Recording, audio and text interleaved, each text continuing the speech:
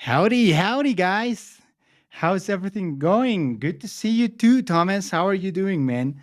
Honestly, I've been great. I'm pretty good. Uh, just a lot of work, man. I would like to. I'm thinking about streaming like every day, but like not doing videos. Doing videos is like way too much work, but streaming is not that hard. So maybe I could stream more often without making videos. So I don't know. I'm thinking about it. Julia Reyes, hello. How are you doing? Hola, hola. I'm happy to see everyone. I'm happy to see my beautiful chat. I'm happy to just see you guys overall. Let me fix the chat on over here. No, this is the one. Oh shit! Oh, there we go.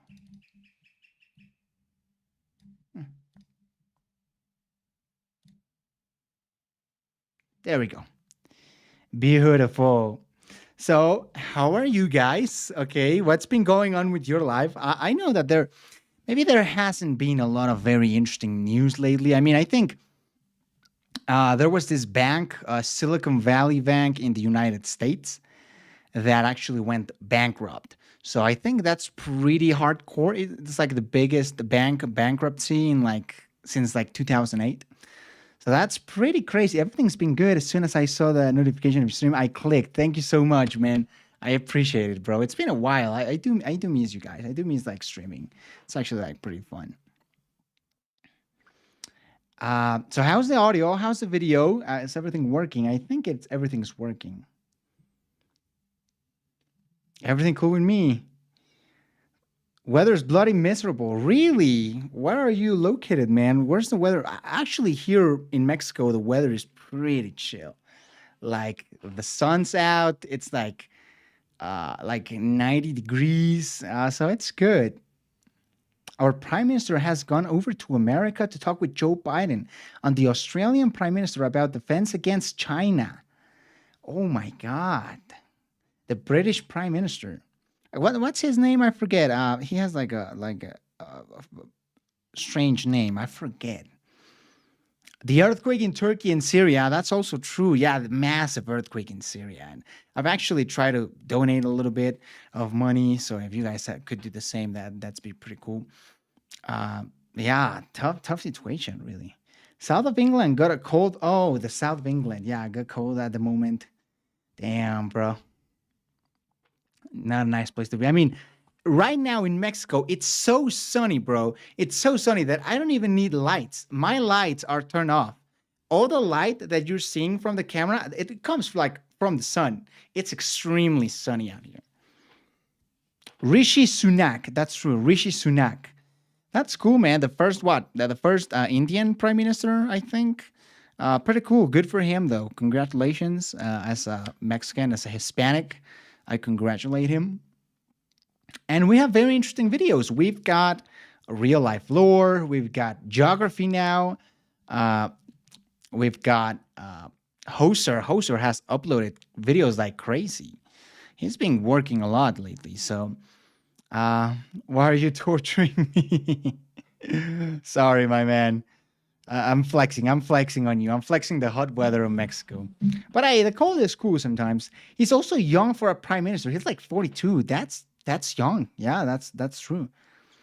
Uh, wow, 42. That's actually like pretty young. Yeah. I've seen a few presidents under 30s, but I think most of them are like 50s, 60s, 70s. So yeah, Yogurt now has a video on Ukraine. Yeah, that's what I see. That's what I was seeing. So I think this is the one.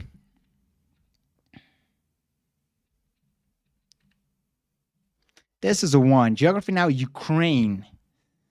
33 minutes, and I think it's gonna be pretty cool. It already has like 300,000 views, and I'm wondering how are they gonna talk about the war? Because I think it's pretty clear they are gonna talk about the war in Ukraine, but how are they gonna approach it? Because I do imagine they maybe have some Russian viewers, or I don't know.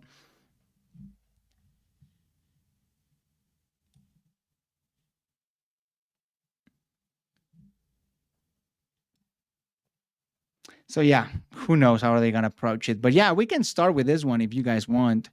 We start strong with geography now, Ukraine. WTF? What do you mean, bro? What the fuck? Is the screen right? Did something happen? Did I miss anything? No, bro. We're just starting. Like this is the actual beginning of the stream. So thank you. I think I saw you comment. Like you just commented, like, bro, are you okay? And I was like, oh man, I want to reply, but I think I'm gonna let the stream speak for itself. A friend of mine is half Polish, half Ukrainian. Both sides of his family are fighting in Ukraine. Really? Uh, Wow, even the Polish side. That's interesting. I mean, but that's good though. I think Ukraine has received a lot of foreign fighters, foreign volunteers to fight in the war. So I think that's pretty cool. Although Russia, I think, has also received support from like, I don't know, bro, other countries.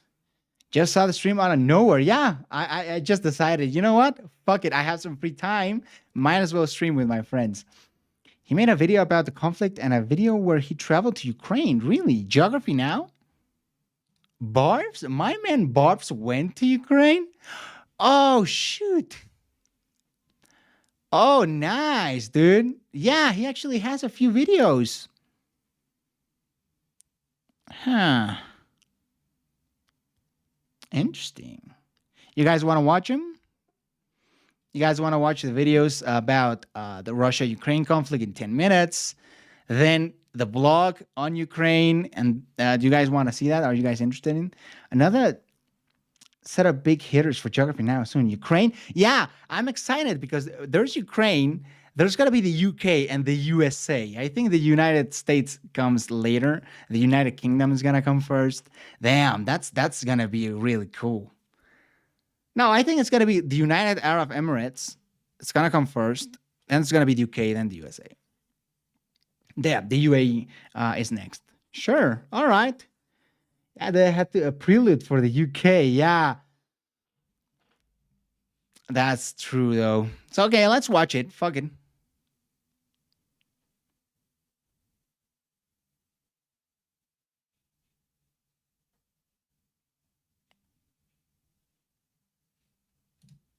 Skip ads, right?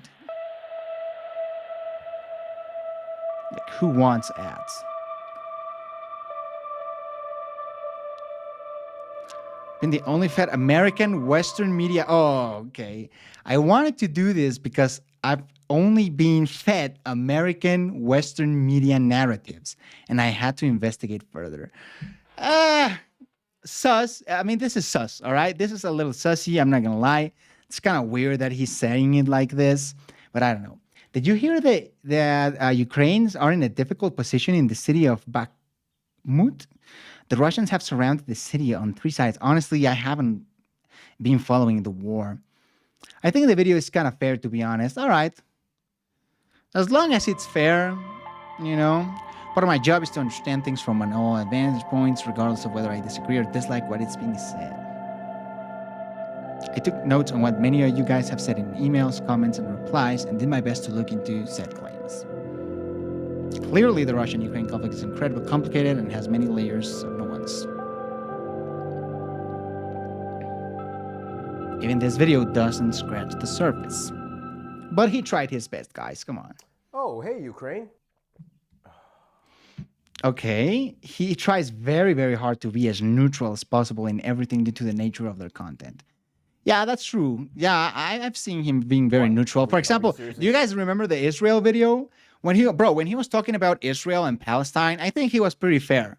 You know, to be honest, he was like giving credit to both sides, and you know, very controversial video, of course, Israel. But I think he stayed pretty neutral. So yeah, I would say he does. Get into what? I don't know. Haven't you been watching the news recently? Oh yeah, and how incredibly biased it is. Bias? I mean, coming from the state-controlled media empire with UN representatives that accuse the West and Ukraine of using genetically enhanced to combat mosquitoes against Russia. I mean, not like biological warfare is a new thing. Look, we're at war. Oh, this is right very now. similar to the Israel-Palestine section. Oh, nice. Special operation, not war. Second, oh, So now you just want to stay quiet and just listen to your little NATO friends that say they care so much about you when half of them probably couldn't even pinpoint Ukraine on the map before all this happened. Special operation. Are you kidding me? You mean the one where you said you were going to free us Ukrainians from all the neo-Nazis that rule our country? Yeah, because your country is run by neo-Nazis and fascists. Zelensky is literally Jewish, descended from Holocaust victims, and you're calling him a Nazi. There were Jews sympathetic to the Nazis in World War II as well, and plus it's not like he's a super... Russian FM Sergei Lavrov is quoted for saying Hitler also had Jewish blood. Devout practicing Jew. Wow. You guys literally just call anything you don't like a Nazi. Is that true though? Did Hitler actually had Jewish blood? You're a fascist. Yeah, because we fought against Nazis and neo-fascists, so we know how to call them out. Well, then you're just really bad at it. Oh, don't act like you're so sweet and innocent. Your country was riddled with corruption since independence, and your politicians have been known on record for numerous bribery scandals involving oligarchs and the mafia. What was it, in 2018, the Council of Europe even listed you as like the most corrupt country in Europe? Yeah, after you being #1. Yeah, we've had our corruption and drama. Thankfully, we're going through a corruption purge right now. In any case, most of our corrupt leaders... All right, you know what? Fuck it. Let's do some research.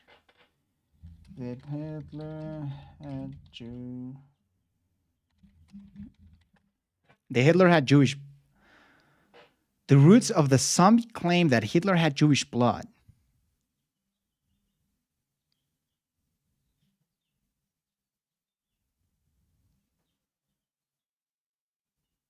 There's evidence to support this claim.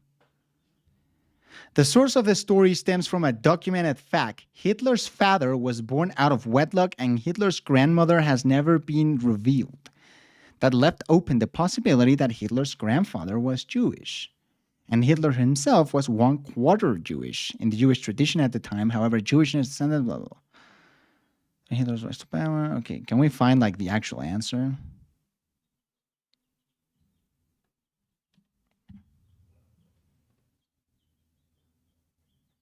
Okay, so it's a maybe. So it's like maybe. Like there's like we don't know, but maybe he's former Jewish. Soviet nomenclatura, which tied back to you anyway. Back to us? You're the one that totally went back on half of the agreements that we made in the 90s after your independence. Lisbon Protocol, Budapest Memorandum, the Russia-Ukraine Friendship Treaty.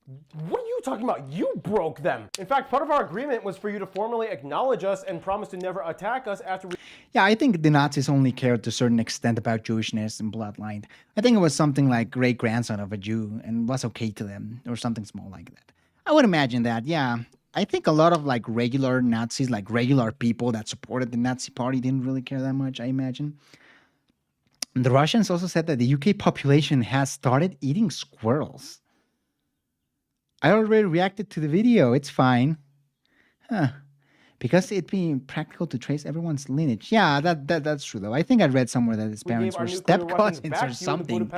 Yo! Quite frankly, may have been one of our biggest mistakes in retrospect. Yeah, never attack except We're in the step case of cousins, self-defense, dude. otherwise What the in accordance fuck? with the Charter of the UN, which is why we had to initiate on your attacks on ethnic Russians after the Euromaidan protests led to anti-Russian sentiments and killings in the Donbass and Crimean regions. Oh, okay. Eating squirrels, yeah. What the fuck, okay, bro? you want to do this? Okay, let's do it. Going back to the Yanukovych years, yeah, we hated him. He was your little dictator Sweet puppet home that refused to Austria. sign the EU Association of Free Trade Agreement, calling for violent action against the protesters. Some of your people hated him. There were also pro-Yanukovych protests as well, and your government was just as violent against them. Yeah, not at all to the same scale, and then you used this as a conduit to justify your invasions All of right, our chat. East and South. Let's... I think it's true that the Ukrainian government hasn't been perfect. And I think some of the... I mean, there have been some like very... I'm not going to say the word Nazi, but some very like right-wing people that are in the Ukrainian government and in the Ukrainian military. So that is true. Ukraine hasn't been perfect. Let's not forget that. And let's be a little bit fair, all right? Let's be a little bit fair. They 300 and something. I've eaten 1,000 squirrels, and I feel great shame, man. You know, when it's cold in the UK, those squirrels start to taste pretty good. Donbass and Crimea. Yeah, These primarily ethnic Russians wanted us to help. There's a reason they became separatists. I mean, think about it. They didn't like all the corrupt policies that your government was either forcing upon them or neglected upon them, which pretty much started immediately after your independence. Hell, you closed down half of all the state-owned factories in Donbass, and then they became a gray industrial wasteland. Okay, yes, in the earlier years, we probably could have put more focus on building those areas up. Yeah, you could have. But during independence, every single one of those areas voted to become integrated with Ukraine and break up with the former USSR. They became an agreed part of our country. Yeah, there are so many illegitimacies with all those actions, like the traitorous Khrushchev who handed over Crimea in '54 from the Russian SFSR to the Ukraine SSR. I mean, there were only like, what, 13 out of the 27 members of the Soviet Presidium that were present. It was unconstitutional. No, it was handed over because it made sense. Our country is literally connected to them via peninsula. We also have a much longer history and culture tied into that region with our Zaporizhian Cossacks that interacted with the locals when they were under the Tatar Khanate. I mean, guys, can I say something? I mean, most of us ethnic Tatars were deported. A lot of right-wing people are also in the Russian army. Yeah, that's true, by the way. Yeah.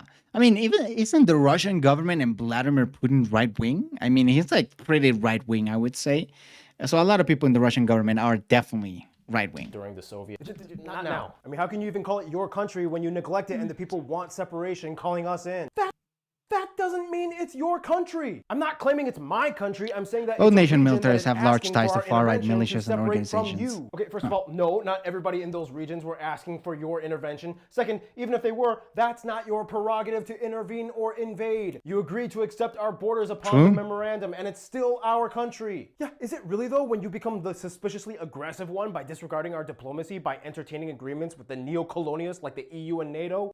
I'm the aggressive one. When did I ever attack you? Not directly me, but you agreed to give all citizens, regardless of nationality or other differences, equal rights and freedoms, which you've denied many in the Donbass, so we take that as breaking the Belozheva Accords. Plus, you're really cozying up to those neo-imperialists, the NATO and the EU. They want to make you their little slave, especially after all the war debt that you'll incur. Who's to say that they don't matter, like, let Ukraine do its own thing, yeah. Suddenly now you want to act like you're some kind of advocate for equal rights amongst marginalized groups. Yeah, oh, but in this case you would because they're ethnic Russians, so that makes sense. Secondly, seriously, you really think I would attack you? Yeah, they broke the agreement during the Gorbachev-Bush meetings in which NATO was not to expand any further east after the unification of East and West Germany. Now they've completely encroached upon our territory, even touching our borders in, like, the Baltics. How is that not concerning to you? That actually wasn't part of the agreement. Okay, although the thought was brought up and talked about, there was no statement or paperwork solidifying or agreeing upon that claim. Please bring it up if you would like. Show us. Show us where in the statements does it say that it's not allowed. Plus, every member of NATO voted to join and was assessed by the current members. Nobody was forced to join NATO, and quite frankly, most of the Warsaw Pact knew what it was like to be under your sphere of influence and switched right away. What do you think that says about you? You were pretty much in the same boat as us, and at the end of the day, NATO hates us, and they keep creeping closer and closer. I mean, no, that is not true, guys. Like, do you guys really think that NATO hates Russia?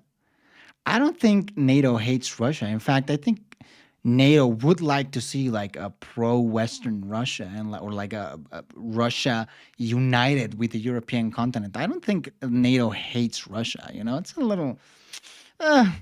Us would feel if we had bases in Mexico and Canada surveilling everything and pointing missiles at their Russia could make all of its problems go away by being chill. Yeah, exactly. One day we truly believe I think NATO does not like Russia, to be honest. It's already. I mean, sure, I don't think they like Vladimir Putin. I don't think they like the Russian government, though. But like Russia, the country, I don't know. I don't think that's like the case. Evident in the NATO expansion. We're pushed up against the wall. I mean, right now they hate Russia, you know. But like a few years ago, we know what it's like to maybe even before Crimea, I don't think they tried that in the 90s and it blew up in our faces. Everybody in the West was like trying to pick at Russia like vultures on a dying corpse. The Gorbachev agreement was the Soviet Union, not Ukraine. Yeah, smiling West, and soon you will too. We do what we do and say what we say because you don't know what you're getting yourself into. I know what it's like to be under you for 400 years, and at this point, anything is better. This isn't even about 2022 or 2014 or 2008 or 1991, is it? Yeah, first thing I can agree with you on. Ultimately, why are you acting this way? Just so against us. Because it's like you don't even see us as Ukraine. It's like you just see us as like an extension of Greater Russia. Yeah, well, I mean, the Treaty of Pereyaslav in 1654 kind of meant something. It was kind of like a big unifying moment. Well, yeah, on paper, our Ukrainian Cossacks pledged allegiance to the Tsar of Russia during all those complicated wars with the Polish-Lithuanian Commonwealth. That didn't mean we lost our sense of being Ukrainian. Yeah, but we are East Slavs. We're all descended from the same... I think Russia and NATO had okay relation in the 90s, but it's been downhill. Yeah, since the early 2000s, yeah. Same ancestry. We're supposed to be family. You can't just say that. Yes, we have the same roots, but you guys went off and became something completely different. Oh my god, yeah, like minute, minuscule differences. No, like an entire plethora of differences. For one, we speak a different language. Yeah, within the same East Slavic branch of languages related to different language, you guys can barely understand us when we talk. In fact, we have more mutual intelligibility with the Polish language than with yours. Yeah, thanks to all those loan words that the Polish-Lithuanian Commonwealth put on you, which worked out so well in the past. Oh, nice. Seriously, like even culturally and like even phenotype-wise, you guys have had more cultural roots related to the Uralic and Ugric peoples, whereas we are more like Pannonian Basin, Eurasian, steppe, Western European influence. Okay, so yeah, you had Zaporizhian Cossacks, we had Don Cossacks. Your Vishivankas look similar to our Rubakas. Your Petrikivka painting style is basically our Jostovo. Yeah, and where do you think you got half of all that stuff from? A lot of that was just stuff we started. Hell, people think borscht is a Russian dish. Fabergé eggs were basically just inspired from our pisanki designs. Let's just be honest, from an outside perspective, most people couldn't even tell us apart. Yeah, because you spent centuries Russifying everything you came in contact with. Most of the republics didn't even have a choice, and many of their populations were either displaced or don't even get started on the Holodomor. Okay, yes, we know that the Stalin years were messed up, and most Russians acknowledge that, but we have to go back to the roots. No, you can't just keep throwing the... Yeah, let's just say that the Stalin years were a little bit fucked up, you know? Brotherhood thing. It's like from the very onset of your Moscovia or proto-Russian identity, it's like your leaders frivolously studied the past and tried to recreate some kind of like new Roman Empire. You even put a version of the Byzantine double-headed eagle on your coat of arms, and the word Tsar is just a derivative of Caesar. It's like we all started in the same place, but then you guys just went off and became this huge monster. We are not the monster. The West is... To be fair, language is kind of arbitrary and very political than anything objective. Swedish and Norwegian are probably as close as Northern and Southern Italian dialects. Wow. The imperialist, and we fear that they will just make you more and more of our enemy as they take your life away from you. You fear that they will take life away from us? I mean, that's a whole other discussion, but I mean, honestly, it just kind of seems like your whole position is about regretting political decisions made in the past and deciding to delegitimizing them and wanting to go back on what was already established. Because sometimes you have to fix what was wrongly established. It was never broken. What about Danish? It's too different? That's a good question, though. Hey. So, like, can you guys, like, ever be friends again?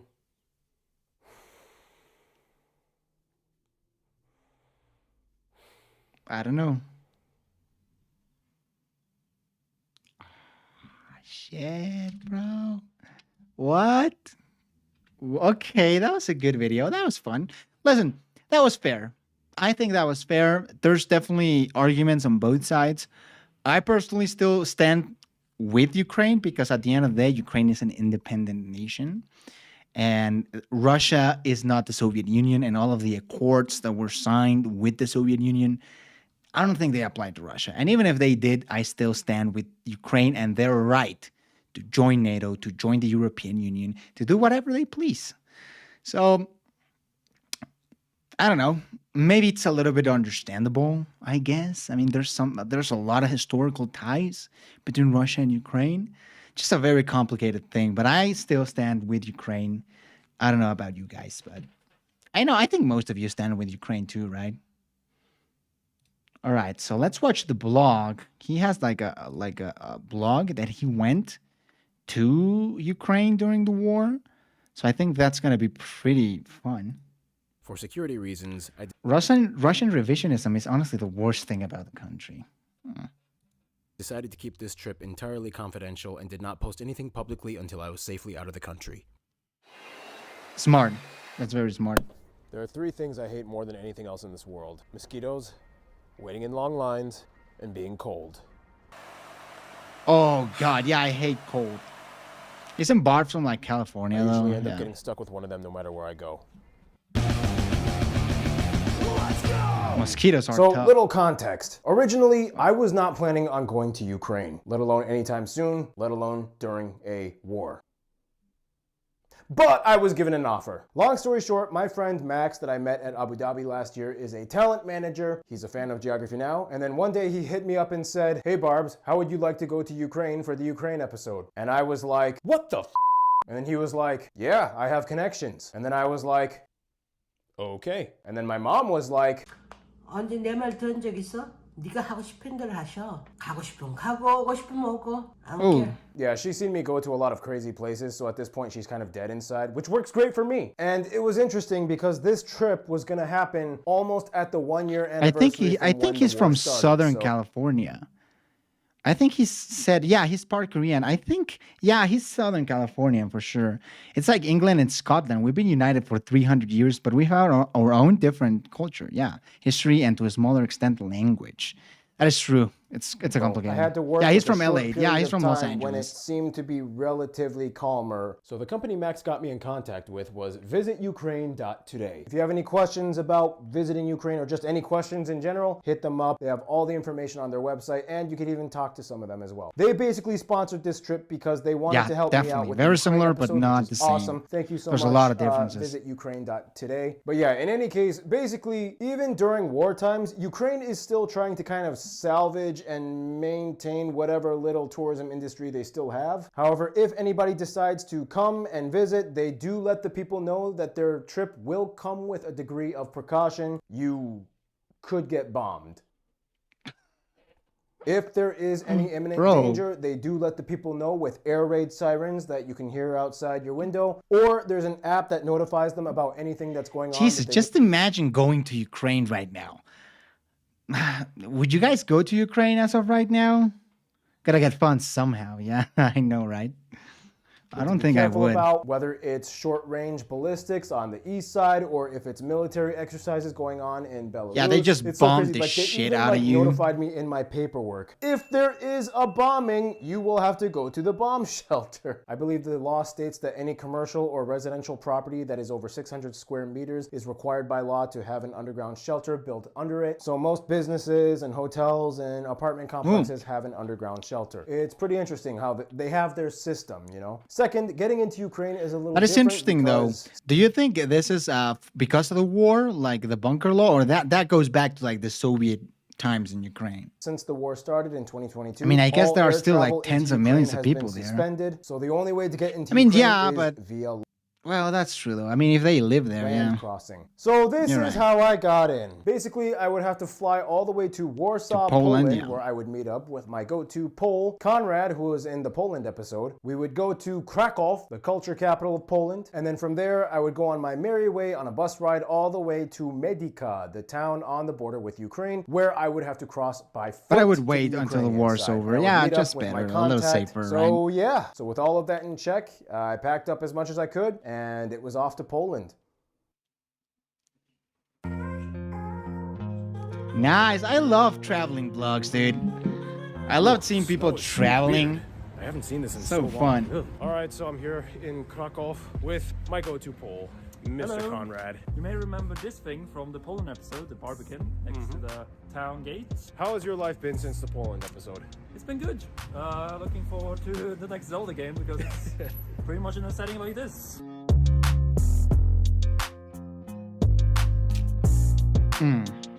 Are you serious? Up. Squirrels just do this in Be Poland? careful, British people. Well, as Don't beautiful eat as that. Krakow was, and as much as I loved it, this video is not about Poland or Krakow, it's about Ukraine. So, with my last minute preparation, Been to Krakow. It's beautiful old city. Would recommend going here. research, drink my coffee. It's funny that you mention it because I think this summer I'm gonna go to Europe and I'm gonna go to Poland. Maybe, I don't know yet, but I think I might go to Poland. If I were Ukraine post-war, I'd invest heavily in war films to rival Hollywood World War II films. That's a good idea, though. And head out. This is it. Nice. Off I go to Ukraine.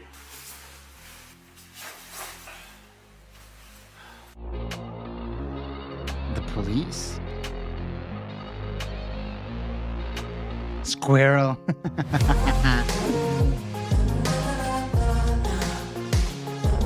Wow, look, that's a lot of snow.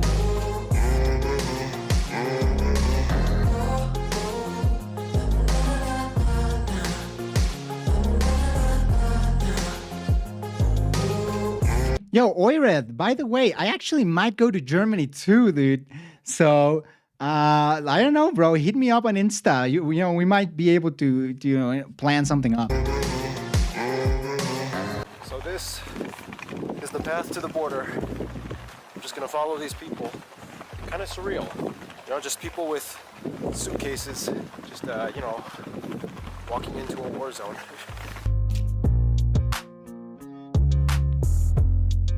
I stumbled on an Irish bar down the side of the street next to my hotel. Wow, that's so cool, bro. I wish I will go to an Irish bar. What's different from an Irish bar than a regular bar? Like similar to a pub? I am now in Ukraine. I don't even know what to think. Wow. So this is my Ukraine go-to guy, Jan. How you doing, Jan? Great, great. Nice to meet you. Jan. So crossing into the west side What of a Ukraine was chap. pretty interesting, as this area has seen relatively less conflict. The first thing you'll notice are the huge patches of mistletoe on the trees. Technically considered a parasite, but I honestly thought it was kind of charming. As we drove on, Jan immediately had to let me know some ground rules. Military checkpoints, police checkpoints, a lot of militaries all around, and a lot of police all around. So, Okay. it's Nothing. forbidden They to just take any pictures don't get of along and military refuse to vehicles. share at all. Finally, we arrived in Lviv, the culture capital of Ukraine. Everywhere you go, you see historic buildings, murals on walls that honor the Nice, Ukrainian beautiful. culture and people. There's a deep story behind this place, as it was a part of many different shifting empires and hands of sovereignty throughout the centuries. Well, this has to be the coolest looking dead-end alley I've ever seen in my life. If you looked a little closer, though, like many other cities in Ukraine, there is a sort of ambiance of tension. Windows are boarded up with plywood, or sometimes they are even blockaded by sandbags. To conserve electricity, many businesses and commercial property use generators, as some of the power plants have been hit and attacked. This is a very common sight. And if I'm gonna be honest, quite frankly, witnessing all of this was a little eerie, but There's a also sex shop. exhilarating at the Nice. same time, because it showed a society that was trying to still function amidst the chaos. In any case, I would be staying at the Best Western Hotel in Lviv, which is honestly one of the most badass hotels in the entire world, because they literally opened My up man in the Barbs, summer during you know, the he's war. fucking The staff killing is it. super friendly, and Jesus. the hotel not only has an amazing Look at that. atmosphere, but it definitely caught my eye, because this hotel had one thing that really Maps. spoke to my character: maps. Everywhere you go in this hotel, you will see maps of various cities and regions across the world. Obviously, as the geography guy, I was completely San in my Jose. element within this place. England. They even had a map of my LA. home city, which felt pretty welcoming, not gonna lie. This is the hotel room. It's pretty good. It's got a shower. Hi. Still looks better than Detroit. Oh yeah, way better. Messed things up. Yeah, it's pretty good. TV. That's a nice hotel Wi-Fi, room, you know. Electricity, everything you need. It's great. Check it. They gave me a fruit platter and a card just welcoming me. Oh, what? Oh, these Ukrainians. Now here's the cool thing. The hotel These actually has a Ukrainians, restaurant underneath them, which Was part of the doubles as a Austrian bomb Empire shelter. from They said they would treat 1772 to me a meal, And all 1918. they asked was that I reviewed it. But before the meal, they I had actually to like give to me go a to few Ukraine after drinks. the And war. this is where the story gets a little Me interesting. too. So here it is. The zombie drink. I like it. I like it. They used my favorite rum, Kraken. Then they prepared a second drink. The Autumn Kiss. Let's do this in Ukraine. Down the hatch. Finished it. Okay, I'm not gonna lie. After this, I kind of forgot to put on my lav mic, so the audio is gonna be a little choppy. Bear with me. So the restaurant here wants to treat me to dinner. I don't know what's gonna happen. Let's find out. Also, I'm not gonna lie, those two drinks kind He's gonna get tipsy. No way, dude. Are we gonna have like Barbs just like wasted out of his hard, ass? and I am feeling a little loopy. Ooh. I am in no position to review food right now, but I'm gonna do it. Look at this butter they gave me. This is butter. Basil butter. This is Ukraine, man. Only Ukrainians do this. This is incredibly Ukrainian. Salo pig fat with herbs and just... Pig fat.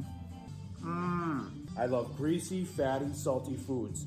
This is right up my alley. Salo. So you cannot get more Ukrainian than borscht. Borscht. Borscht is distinctly Ukrainian, and they do it the proper way.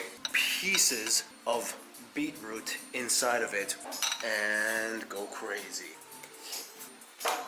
Top three. What do you guys think about borscht? Do you guys like it? I've never tried it. There's not a lot of, well, there's not Ukrainian restaurants in Mexico, but I don't think I've ever tried borscht. You know, in like a Favorite soups in no. the world, borscht. Here we have the next dish for you. It's a wilton with the Carpathian mushrooms on the top of it. There is a Oh, moss. I'm just eating whatever they give me.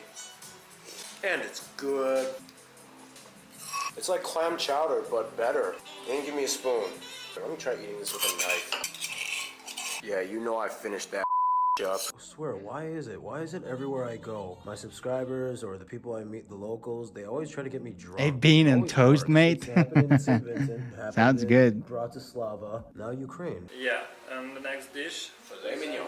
Ooh, that's what's Madagascar up, my pepper man. sauce to eat. Oh, filet mignon, that's the good one. That's Let's do this. Filet mignon.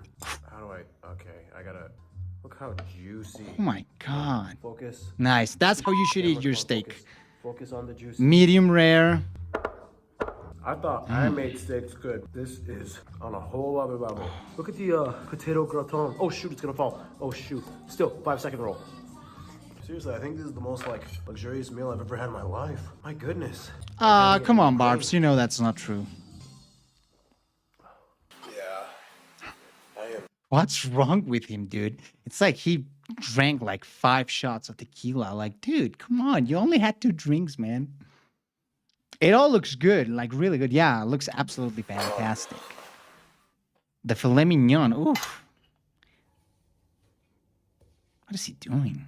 Day 2 in Lviv, the city comes alive. Notable sites are still there, like the guy who invented the kerosene lamp, the guy who founded the city, and so on. But of course, I would need a proper guide, so I met up with Miroslava, who will be way better than me at explaining Lviv. This is Liberty Avenue. Our city is rather old because our Lviv was first mentioned in the Galicia-Volhynian Chronicles under the year of 1256. All the time, that's old. Ruthenians, Ukrainians lived here. All this time, medieval ages, Austrian period, we had in Lviv. Austrian we had Nazi period, there we go. invasion, Right. We had Soviet period. The conflict goes back even before that. The conflict goes back to the 16th century. First stop, St. George's Cathedral, probably the most famous site in this whole city. And if you looked a little closer, you'd notice a little something. So, question, why do they put the cage around the statue?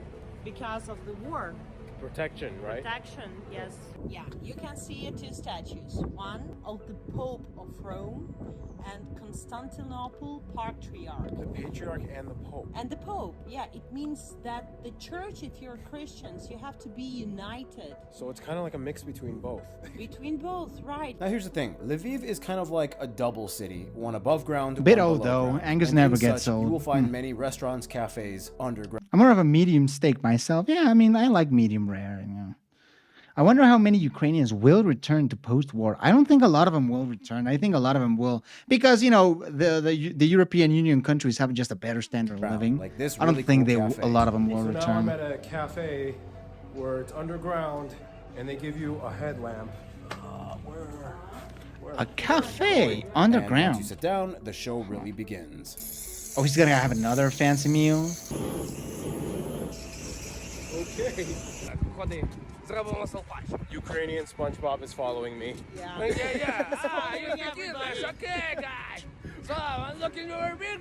What is going on? Miroslav, explain. There's a red and black flag over there. Explain, what is that? We have Ukrainian flag, it's blue and yellow, right? And we have another flag of Ukrainian Resistance Army, it's black soil and red blood of our boys who defend Ukraine. Now, as much fun as we had and as beautiful as some parts of the city were, you couldn't help but notice a somewhat melancholic undertone. Oftentimes, you might pass by a grave site with a Ukrainian flag, which Wow. meant it was the burial site of a recently deceased soldier. Wow. In fact, we actually came across this, a funeral service for a recently deceased soldier. I was surprised because they Oh were my actually God. imploring me to film this. In fact, they wanted me to give recognition to a fallen soldier. As he was carried out, everybody kneeled to pay respect, and everyone headed into the church where the service was held. This was just one incident amongst many, and I was told that this was pretty much a daily occurrence.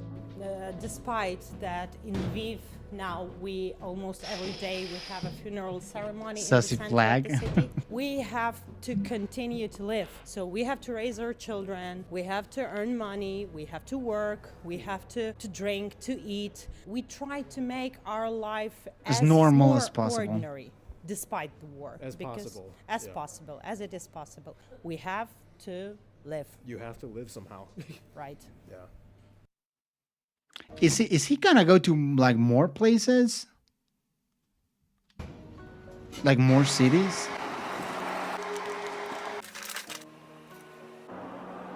Alas, it was time to move on and get out of the western side of the country and head east. And by that, I mean Kyiv, the capital. Several Oh, he's gonna kilometers go to on the main Kyiv. highway before you Oh, even enter into the dude.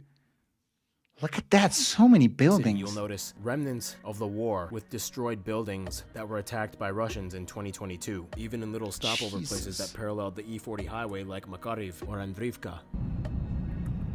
Kyiv. Made it too! Kyiv! Gosh, Warfare it has did to not be really so hit the city cold. much, though. And when you enter into Kyiv, you'll notice that it is still a somewhat functioning city. However, many major construction projects have been halted due to the war, yet they are still trying their best to move forward. From here, I would be staying at Hotel Bursa, right Maybe the European Union, NATO, the World Bank might give incentives to returnees to boost their economy and try to stabilize the population.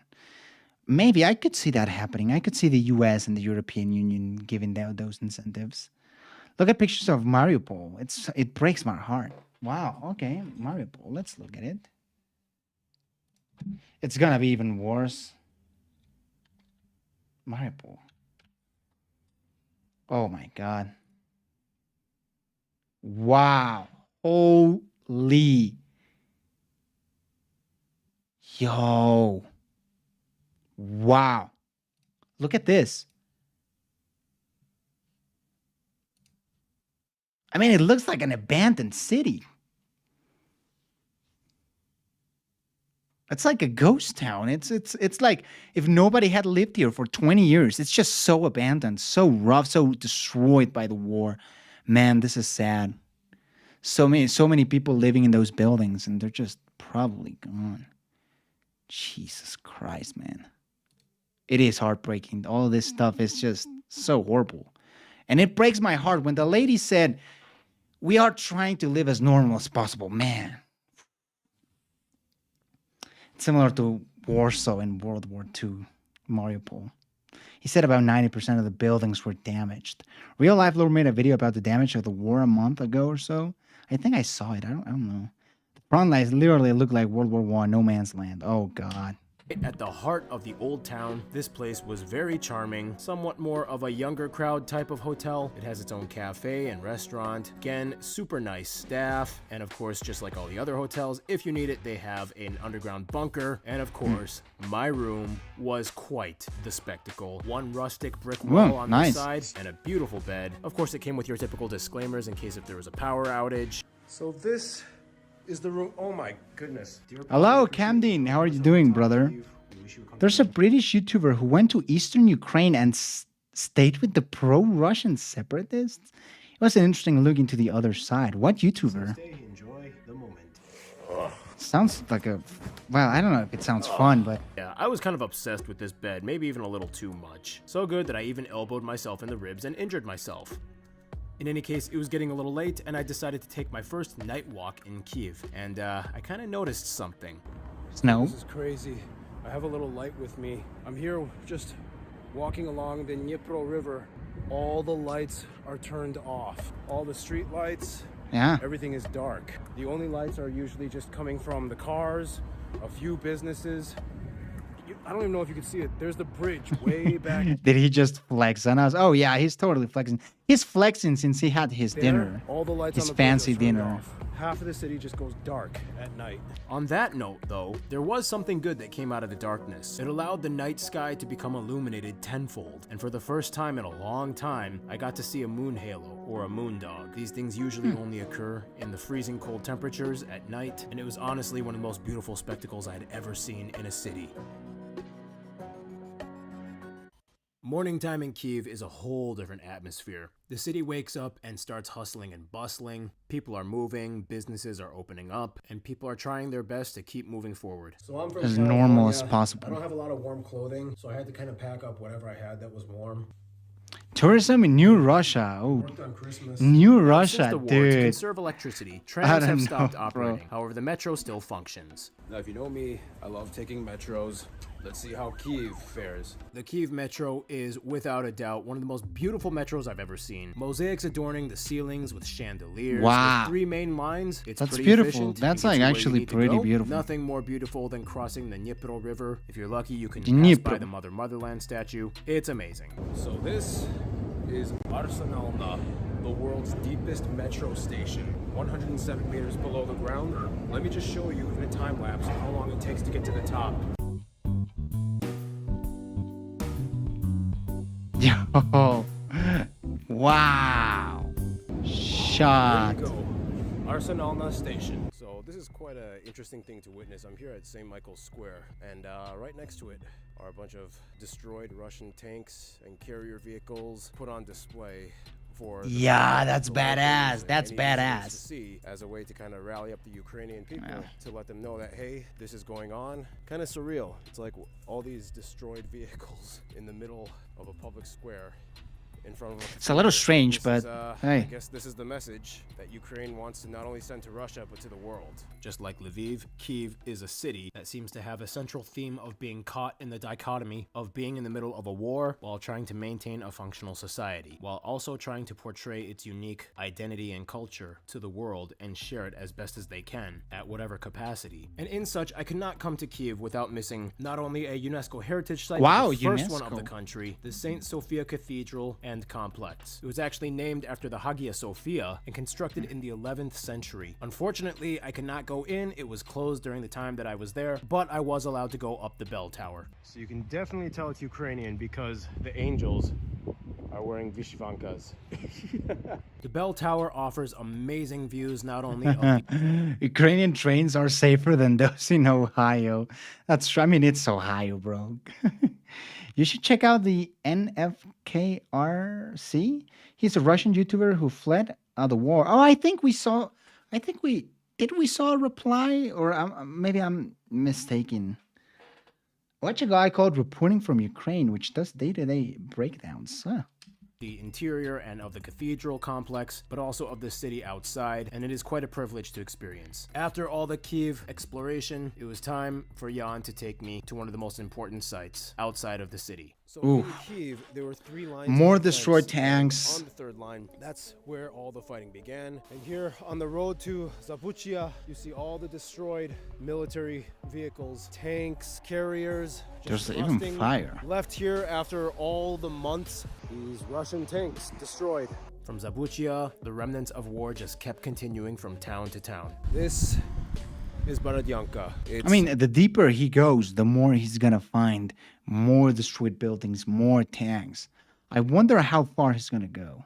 On the strategic crossroads on the way from Belarus all the way to Kyiv, it was hit hard in February of 2022. The crazy thing is, people still live in these buildings. So this half was destroyed, but people actually still live further over there in that part of the building. The whole area northeast of Kyiv in the Kyiv Oblast is just riddled and speckled with site after site. Whether it's a destroyed Wow, bridge, a destroyed whoa. park, just riddled and speckled with site after site. Whether Yo. it's a I mean, a bridge, that's pretty... I mean, it's a normal bridge, but it's just completely gone. destroyed bridge, a destroyed arts and culture center, rusting piles of cars that Just were destroyed garbage, yeah. in battles, Russian artillery boxes. The sites seem to be endless. Along the side of the roads, you see leftover Russian and Ukrainian trenches, little mounds where soldiers were fighting, tons of fields with unharvested crops due to the fact that landmines have been planted everywhere, rendering the entire areas as unsafe. It is speculated to take about 15 years to demine all of the fields. Rule number 1, do not walk into the forests or any place off-road. Ukraine is now one of the most mined places in the world. Landmines pretty much everywhere, unless if it has been checked. This is Irpin. Along with Wow. Bucha, it was where some of the bloody Just gone. A full-on, multiple residential buildings just gone, destroyed by the war. most devastating battles happened. Bullet holes everywhere, aftermath, shelling. It's a lot. It's a lot to take in. It's a lot to see. It's a lot to witness. This is the reality of war. Sometimes you gotta understand how things. They have are a really big going metal down. detector shortage. Oh.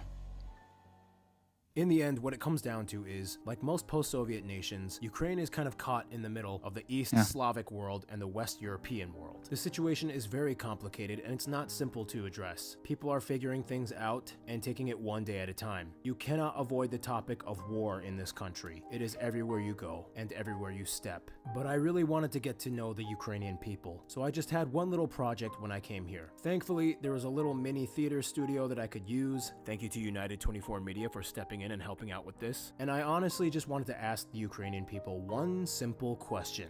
What is a Ukrainian? For me, to be Ukrainian, it means to be independent and to feel the freedom in our veins. For the 500 years, we have been burned and we've been dying just with the one thing. We want to be free. Ukrainian is a free will, free choice, and free land. Missiles and drones and so on. You need to be fearless. This country give me anything what I have for now. I am member of parliament, I'm Olympic champion, and I'm proud to be Ukrainian. It's when you always fighting for freedom. But we are Wow, always. like to party, we like to drink, we like My man. to have fun. To be a Ukrainian means drink coffee and gathering with your family when Russian missiles attacking you, climbing your 23rd floor because the elevator is off. For girls, for example, it means dry your hair when in a car, because there is no electricity. Maria, is the hair thing true? Yeah, it's true. If you haven't been in Carpathians, I will probably recommend you to go there. The most authentic Ukrainians, their traditions in its most Carpathian original Mountains. We want and we have to be creative to survive.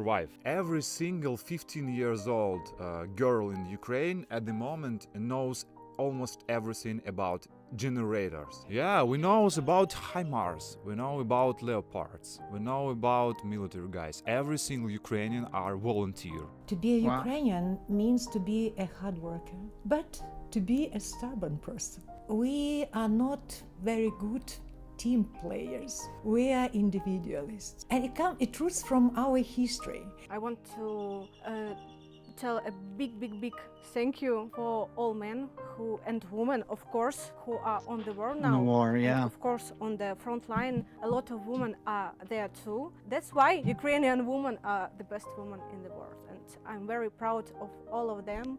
And to be Ukrainian, it means that you definitely must to help each other. Your friends, your neighbors, your friends who are soldiers right now, police, National Guard, etc., and also for civilians. It's like in the game, trying to reach next level, it is harder and harder, and you're thinking, what is next? What is next? Why for me? Yeah. Why it's everything for my nation? But finally, you can see that you are strong enough. We are walking through the hell, but after I invite everyone to Ukraine and I will hug you. And if not me, we have everyone in Ukraine who will. Come on, brother. Let's go. I can't believe this is what my life is now. Wow, guys, this was actually a pretty good blog. I mean, kudos to Barbs. He did a pretty good job. What's going to happen to geography now, but it seems like this is where things are now. I got this far in life. Let's see where life takes me after this.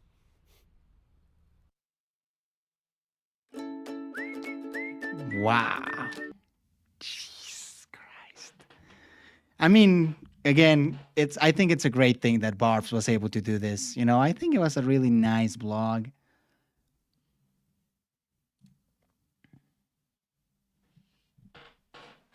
All right, guys. Give me just a second to reply to something.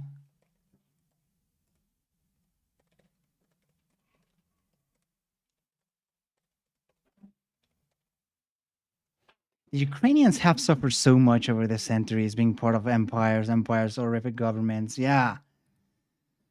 I mean, so many empires, really. Nazi invasion, Soviet period, Austrians. I mean, they were mentioning stuff about the Polish-Lithuanian Commonwealth. I mean, Jesus Christ, so many invasions, always fighting for your life. I mean, it has to be. I wonder if there's some sort of generational trauma that comes with so much war. They can't seem to catch a break. It was a really sad video, but I think it was also pretty great, and it just gets to show you the reality of the Ukrainian people. And now, Ukraine geography now. Let's go. Let's not waste any more time. Huh.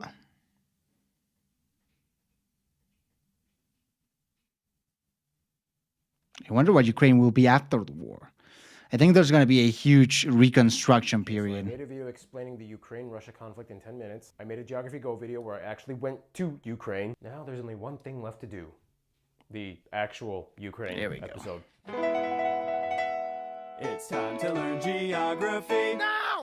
Hey everybody, I'm your host Barbs. Get your Geography Now merch like this Geography Now t-shirt or mug at geographynow.com. It's like McDonald's, you know, we only have like 10 things on the website. It's not that hard to choose. In any case, it's not selling out if it's your brand. Gonna put the mug away. So as you guys know, I actually went to Ukraine. Thank you to visitukraine.today. They wanted to sponsor me to not only go to Ukraine, but also to learn more about their country, despite it being in the middle of a war. And also thank you United 24 Media. They also helped me get some great footage and interviews with some exclusive people that you'll see in this video. And speaking of guests, as you know, I love having guest hosts from the country. So who's and gonna with be? that, say hi to Mr. Misha, our Ukrainian correspondent. Hello. How you doing, Misha? Good, how are you? Anything you want to just say about Ukraine to the world out there? Yes, I bring you some really cool flag. You can read actually in Ukrainian as a freedom. V, this is L, this is O, and Ya. Voля, in Ukrainian, freedom. We'll explain more about this in Flag Fan Day. And all this. Nice. So yeah, you ready to start the episode? Yes, Let's do I it. am. Let's do it.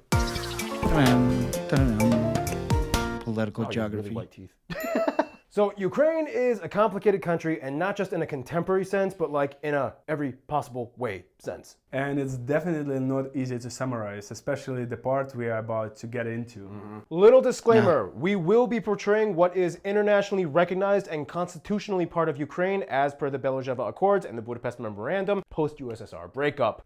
So with that, Crimea. Here's the motion graphic. First of all, Ukraine is the largest country entirely within Europe, located in the eastern part of the continent, bordering 7 countries with the Black Sea and the Sea of Azov in the south. The country's capital and largest city is Kyiv, located in the north-central part of the country. Just outside the city, on the east side of the river, lies the largest and busiest international airport that services Kyiv, Boryspil International. However, there is a more localized, smaller airport near the city center on the west bank of the river, Zhuliany International. From there, the second and third largest cities, Kharkiv and Odessa, host the second and third largest and busiest airports, Odessa and Kharkiv International. Keep in mind, as of the onset of the Ukraine-Russia war, all air travel has been suspended and grounded until further notice, and the only way to enter into the country is either by land transport from all surrounding countries other than Russia and Belarus, as well as the Russian military-occupied region of Transnistria in eastern Moldova. Travel via Black Sea to the port of Odessa is also possible, but has come with a degree of precaution during conflict times due to the proximity of Russian involvement on the Crimean Peninsula. Speaking of which, subdivision-wise, the country is made up of 24 oblasts, 1 autonomous republic, Crimea, and 2 special status cities of Kyiv and Sevastopol. Now here's where things get more complicated. Even before conflict times, Sevastopol was considered a separate administrative entity from the rest of Crimea, which was already labeled as autonomous, and was even a closed city during the Cold War. As of 2014, Russian forces have annexed the Crimean Peninsula and special status city of Sevastopol, which currently hosts Russia's naval Black Sea fleet. In 2016, Russia started constructing Europe's longest bridge, the Crimea Bridge, a 12-mile, 19-kilometer long bridge that spans across the Kerch Strait. Effectively, this connected Russia with the Crimean Peninsula for the first time. To this day, only 8 heads of state of 8 countries have announced recognition of the Crimean Peninsula belonging to Russia, whereas the rest of the world either does not recognize it or...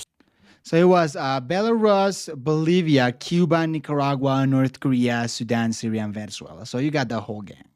of the Crimean Peninsula belonging to Russia, whereas the rest of the world either does not recognize it or still recognizes it as distinctly part of Ukraine. In addition, the Donetsk and Luhansk oblasts had military-armed Russian-backed separatists that seized government buildings and claimed their own republic status. Later in 2022, Russia announced that they would annex them, and in what the United Nations General Assembly labeled as an attempted illegal annexation. Since 2014's Crimean Peninsula annexation, Ukraine has been in an ongoing war with Russia, and in 2022, Russian forces have entered and occupied parts in the east and south of Ukraine. There was an attempt in the north, but Ukraine was able to regain territory, and as of making this video, the situation is ongoing and ever-changing. Yeah, the Ukrainians are really definitely fighting a topic of off. long discussion. And by the way, it's After this, could you react to expert saber sparing? Not a whole vid, just a minute or two. It's Polish saber fencing, but saber fencing is very iconic to East Europe. Yeah, we can watch a few minutes of that. Kiev, not Kiev. Kiev, it's Kiev. a Russian version of Ukrainian capital, Kiev. Also, you might hear the term Donbass quite a bit, referring to the Donetsk and Luhansk oblasts furthest on the east bordering Russia. The name is a portmanteau of the word Donetsk Basin. Donbass, it's the front line of Ukrainian fight. Historically, in the past, Donbass was one of the most industrialized area in Ukraine. So how did all this crazy stuff happen? Not easy to explain. The whole conflict wasn't just a 2002 issue. You have to go back in time. Oh, you mean like the 2014 Euromaidan protests? Annexation of Crimea? The Donbass separatist wars too? Well, those some things led to it. Or do you mean the 2008 Yushchenko political crisis? Or the 2004 Orange Revolution? Well, I mean... Oh, no, wait, let me guess. You're bringing this back to the Soviet collapse and all those accords that were signed in the 90s. That played a huge role, but... Wait, is this about Khrushchev handing over Crimea in 1954? I mean, if you want to add that in there, then fine, but that's not exactly... Pre-Soviet? Really? Oh, you have no idea how far back this conflict is going. Basically, I made a video covering this topic, so we don't have time to spend 80 years scratching. Yeah, long story short, this conflict has been going on forever. A lot of people have died historically, and it just seems like a really, really tough thing to explain. There's a bunch of history between Russia and Ukraine, so it's kind of hard to really explain it. So... the surface. Reference videos are a great way to save time. High five, yeah. Historically, Ukraine was occupied by the different civilization through the history. In fact, the oldest excavated culture being the mysterious Neolithic Trypillian culture. Crimean Peninsula was part of so many different empires in the past. It was the furthest extent of the Golden Horde, you know, back in the 13th century. Wait a second, hold up. Did you just say that part of Ukraine was Mongol? Yeah, a little more complicated than that. More like a Kipchak Turkicized offshoot version of them, but technically kind of yes. Crimea River. In any case, it wasn't until the 9th century that the Kievan Rus was established, and it was essentially the home of the Eastern Slavs. The word Rus was invented by Vikings Norse, or the Slavs. If you know your Nordic history, the Rus, basically went like Russia. I'm going west. Well, I'm going east. I guess I'll go north? Okay, that's enough history. Let's talk about something else. Famous places. Famous places, yes. And who better to do it than some actual Ukrainians? Here you go. Hi guys, my name is Tony. Hi guys, my name is Mary. Oh, I think they were on the video we just saw. Some of famous places, 8 UNESCO heritage sites. Including the first one, St. Sophia Cathedral, the oldest cathedral in Eastern Slavic countries. Wow, so not only Ukraine, but Slavic countries. Important monastery. Odessa city, and Odessa has Potemkin stairs. We have our own Statue of Liberty, yeah, that's right. We have the Love Tunnel. But was once the capital of the Cossack hetman on the left side of Ukraine. Sofiivka Park, yeah, Sofiivka Park. The Love beautiful in spring and summer. We have so many castles and fortresses in Ukraine. Motherland Monument in Kiev. We also saw that on the video. And finally, Chernobyl. To this day, 2,600 square kilometers exclusion zone deemed unsafe for habitation. But people are still curious and love to visit, and has become a top tourist destination in the That's and I forget about. It's kind of funny though, like Chernobyl has become some sort of touristy spot, especially if you want to do like extreme, like hardcore tourism. It's the city inside. Yeah. And hope you can visit Ukraine. Yeah, Slava Ukraini. Героям слава. Slava Nazi. Thank you, Tony and Maria. Hey, did you know Ukraine might have the geographic center of Europe, the village Dilove? Oh no, I actually been. It's a forest and cross and that's it. Hey, I did that. Okay, gone. So there you go, a complicated map with complicated backstory and even more complicated mode of operating itself. Ukraine is not a simple country. No, it's not. But one thing that does seem to be quite simple is the landscape of Ukraine. It's a little bit flat. A little bit, most of it. Yes. Yeah. And with that, let's move on. Physical geography. So yeah, Ukraine is pretty flat, So, right? I mean, so- that's the whole point. That's why they've invaded. They've been invaded so much, is that they are so flat, and that's why on part Russia wants that area. Russia wants Ukraine because it's just an extra step for protection, right? It's more flat land. Then you got close enough the Carpathian Mountains, so there is like a little bit of defense. Yeah, so if you didn't know that, that's why Russia really wants Ukraine. So kind of protection from from NATO. Surface Ukraine looks But like it's mostly flat country with a little bit of fluctuation topography. But it goes so much more deeper than just farms. Ukraine's Traditionally, Western Ukraine has been closer to Europe, while Eastern Ukraine was closer to Russia. The Austrians were nicer to the Ukrainians than the Russians. Really? Huh, that's funny, though. land is an that's absolute cool and good. resource powerhouse that feeds not only themselves, but much of Europe. We'll talk about that Yeah, soon. In the they do meantime, produce a here's lot the of, motion food. graphic. For one, the majority of Ukraine lies on the East European plain. This is an enormous stretch of generally flat Super plains flat and plateaus land, yeah. that extend all the way to what are considered the geographic borders of what constitute Europe along the Ural and Mountains. Caucasus Mountains. Within Ukraine, the landscape essentially slopes downward west to east, starting in the furthest southwestern part of the country where you can find the highest elevation in the Carpathian Mountains. Here you can also find the tallest peak, H0ser, in the Zakarpattia Oblast. The Crimean Peninsula is not the very only tall. other place that has a notable mountain range within the country, averaging around 1,500 meters high. The peninsula is only connected via the Perekop Isthmus, which at its narrowest is only about 3 miles or 5 kilometers wide. Otherwise, the rest of the peninsula is separated by shallow lagoons and bays, with the 70-mile, 112-kilometer-long skinny Arabat Spit, or the Arabat Arrow, a barrier island that separates the Sibash Lagoon from the Sea of Azov. From there, you have the Podolian and Dnieper uplands in the north, the Polesian lowland and Dnieper lowlands across the longest river of the country, the Dnipro River, that essentially bisects the Splits. country in half, Yeah. emptying into the Black Sea near the city of Kherson. The Dnipro River is the lifeline of the country, containing several hydroelectric power stations and dams that have effectively created 6 reservoirs along its banks, which is why it looks like such a fat, wide river on maps and satellite images. In terms of freshwater lakes, the country has tons and tons of small ponds and lakes along their forests and plains. The Austrians allowed Ukrainian culture and language to flourish, whilst the Russian wanted everyone to be Russian. That makes sense, especially on the Russian side, but wow, the Austrians apparently were pretty nice guys. However, the largest inland body of fresh water would be Lake Yalpa in the Odessa Oblast, not far from the Danube River that separates them from Romania. The Yes, Danube, that is yeah. correct. Ukraine is the last country the mighty Danube River gets to encounter before it drains into the Black Sea. And speaking which, if you're afraid of deep water, probably the best place where you can learn how to swim is H0ser, because it's so shallow, you can walk in hours and hours and hours and it's never get deep. Oh, really? Really? In any case, although Yo, that's actually sounds pretty dope, dude. Not like an ocean or a sea that's so fucking like tiny. I don't know. most of the That country sounds is pretty flat, it is loaded with export material. And you guys really love your coffee. Like, I went to Lviv. There, I believe Lviv has more cafes per capita than anywhere else in the world. There's like over 1,500 1,500. cafes. Yeah, and the coffee in Lviv, it's amazing. And speaking of coffee, it's time for my triple shot espresso break. And with that, here's Noah to explain a little bit more on the trade sector. That Take it away, surprised me Noah. too. Yeah, I know, right? All right, There we go, geography, Noah, it's come time to on. Make sure that you know a few things.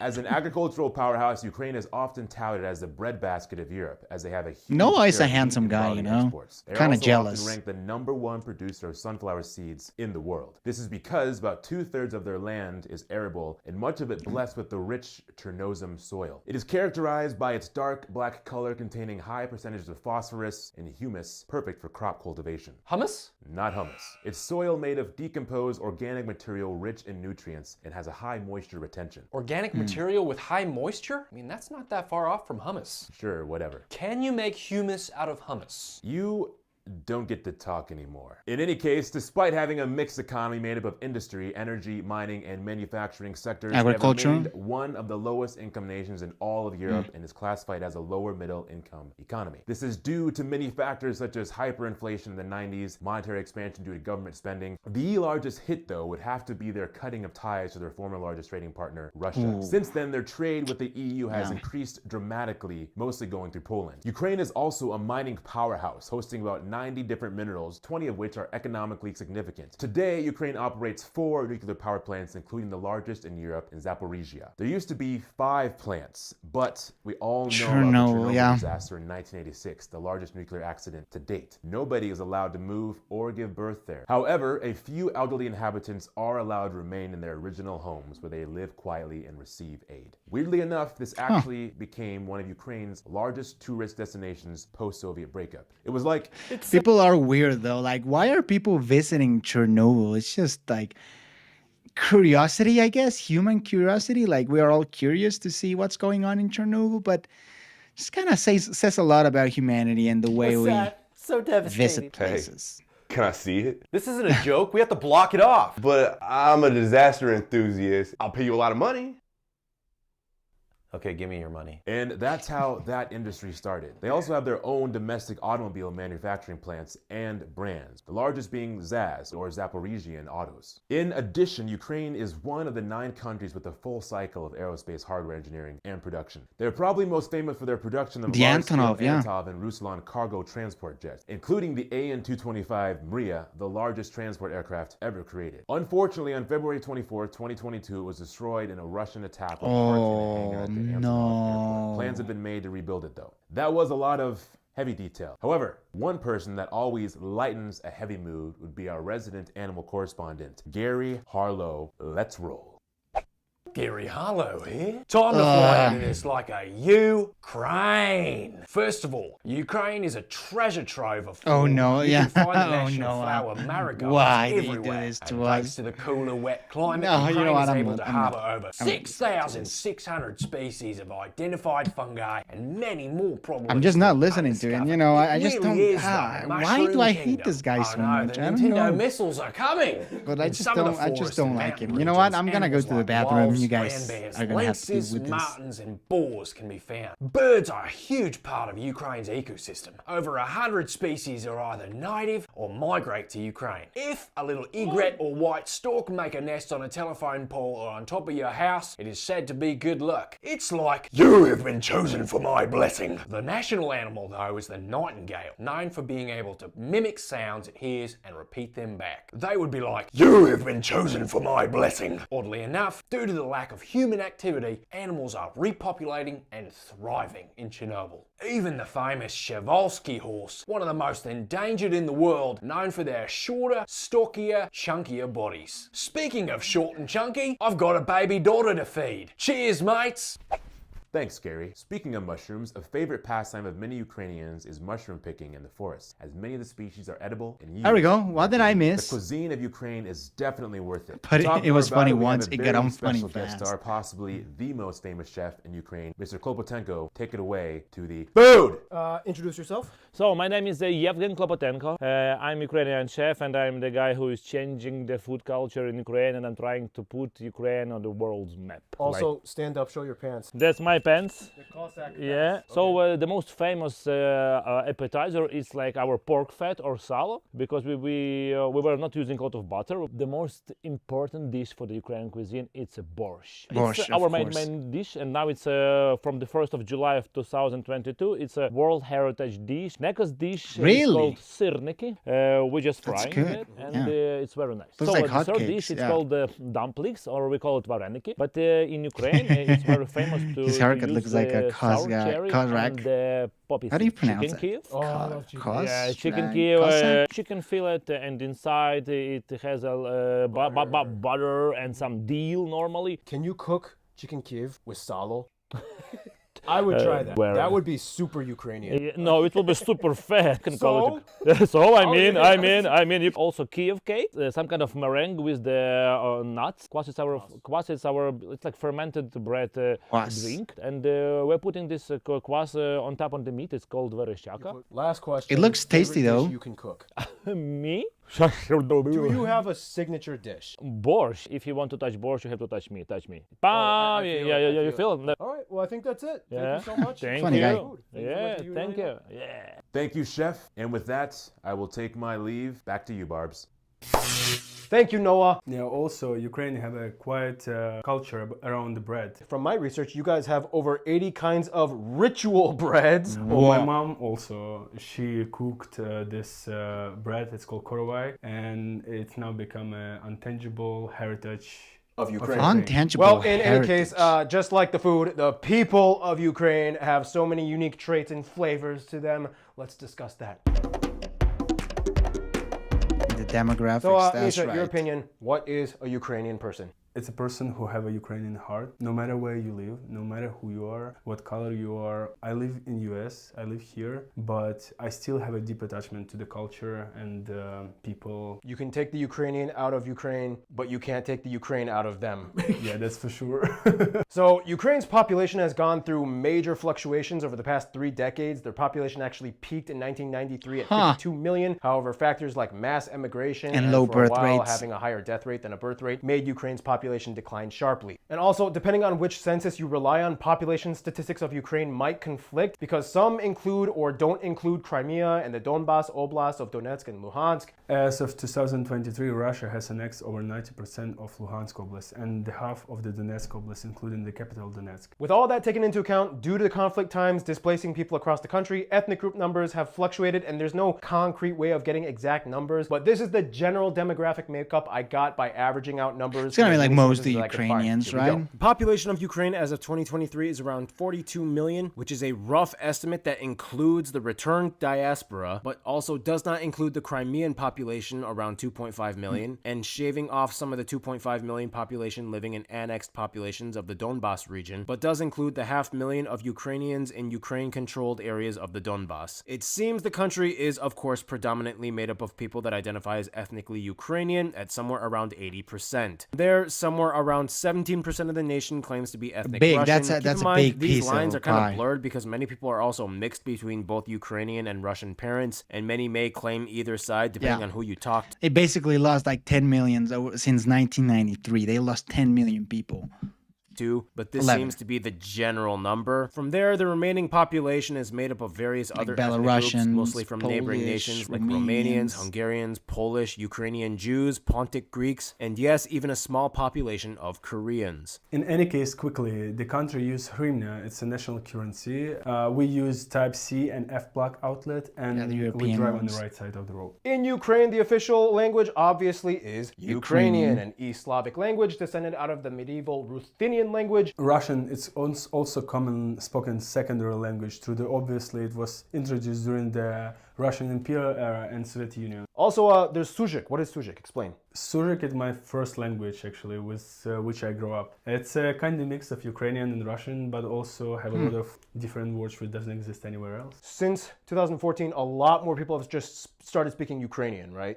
Yes. They kind of. Yeah, I still continue speak in Suzyk with my family, like mom, dads, and my best friends. But Ukrainian, it's more common language what you use in the country. It's obviously changed. The closest languages you guys can understand are probably Belarusian and Polish, maybe? Yeah, I think like if anyone speak in Belarusian, Polish, Czech language, you can Czech. understand easily. Oh, you can understand Czech too? Yeah. Wow, okay. Speaking of which, near about 3/4 of all Ukrainians claim to be affiliated with the Eastern Orthodox Church. And then 10% being Catholic. Mostly in the western part. Yeah, yes, like by yes. Lviv. And the southern part is Muslim. Now, there are really? quite a few. The USSR relocated many Koreans to many parts of the USSR. It's why there's so many of them in Central Asia. Wow, actually, yeah, the USSR just relocated a bunch of people in general. That is absolutely true. Regional customs I didn't between knew they Ukrainians, like, you have the relocated H0ser Koreans. Ukrainians and the Carpathians, and you have the Bukovina Ukrainians, but nothing exemplifies the Ukrainian identity more than the Cossack spirit, right? Yes, it is. Yeah. What is a Cossack? Cossacks eventually mean free men. It's actually people who doesn't want to be part of Polish, Lithuanian, and also Russian Empire. They was made from exiles from both places and want to build free society. The haircut? Kind of sounds like a country of just adventurous people. Yes, it is. The exact origins are disputed, but in a nutshell, they stem from... I just think that the Ukrainian people they just want to be independent, like they just want to be left alone. They're giving me that vibe, that they just want to be left alone. They want to do their own thing. But historically, they have always been conquered by so many empires. I think it's just time to leave them alone, basically. A lot of historical Korean territory in East Russia. Huh.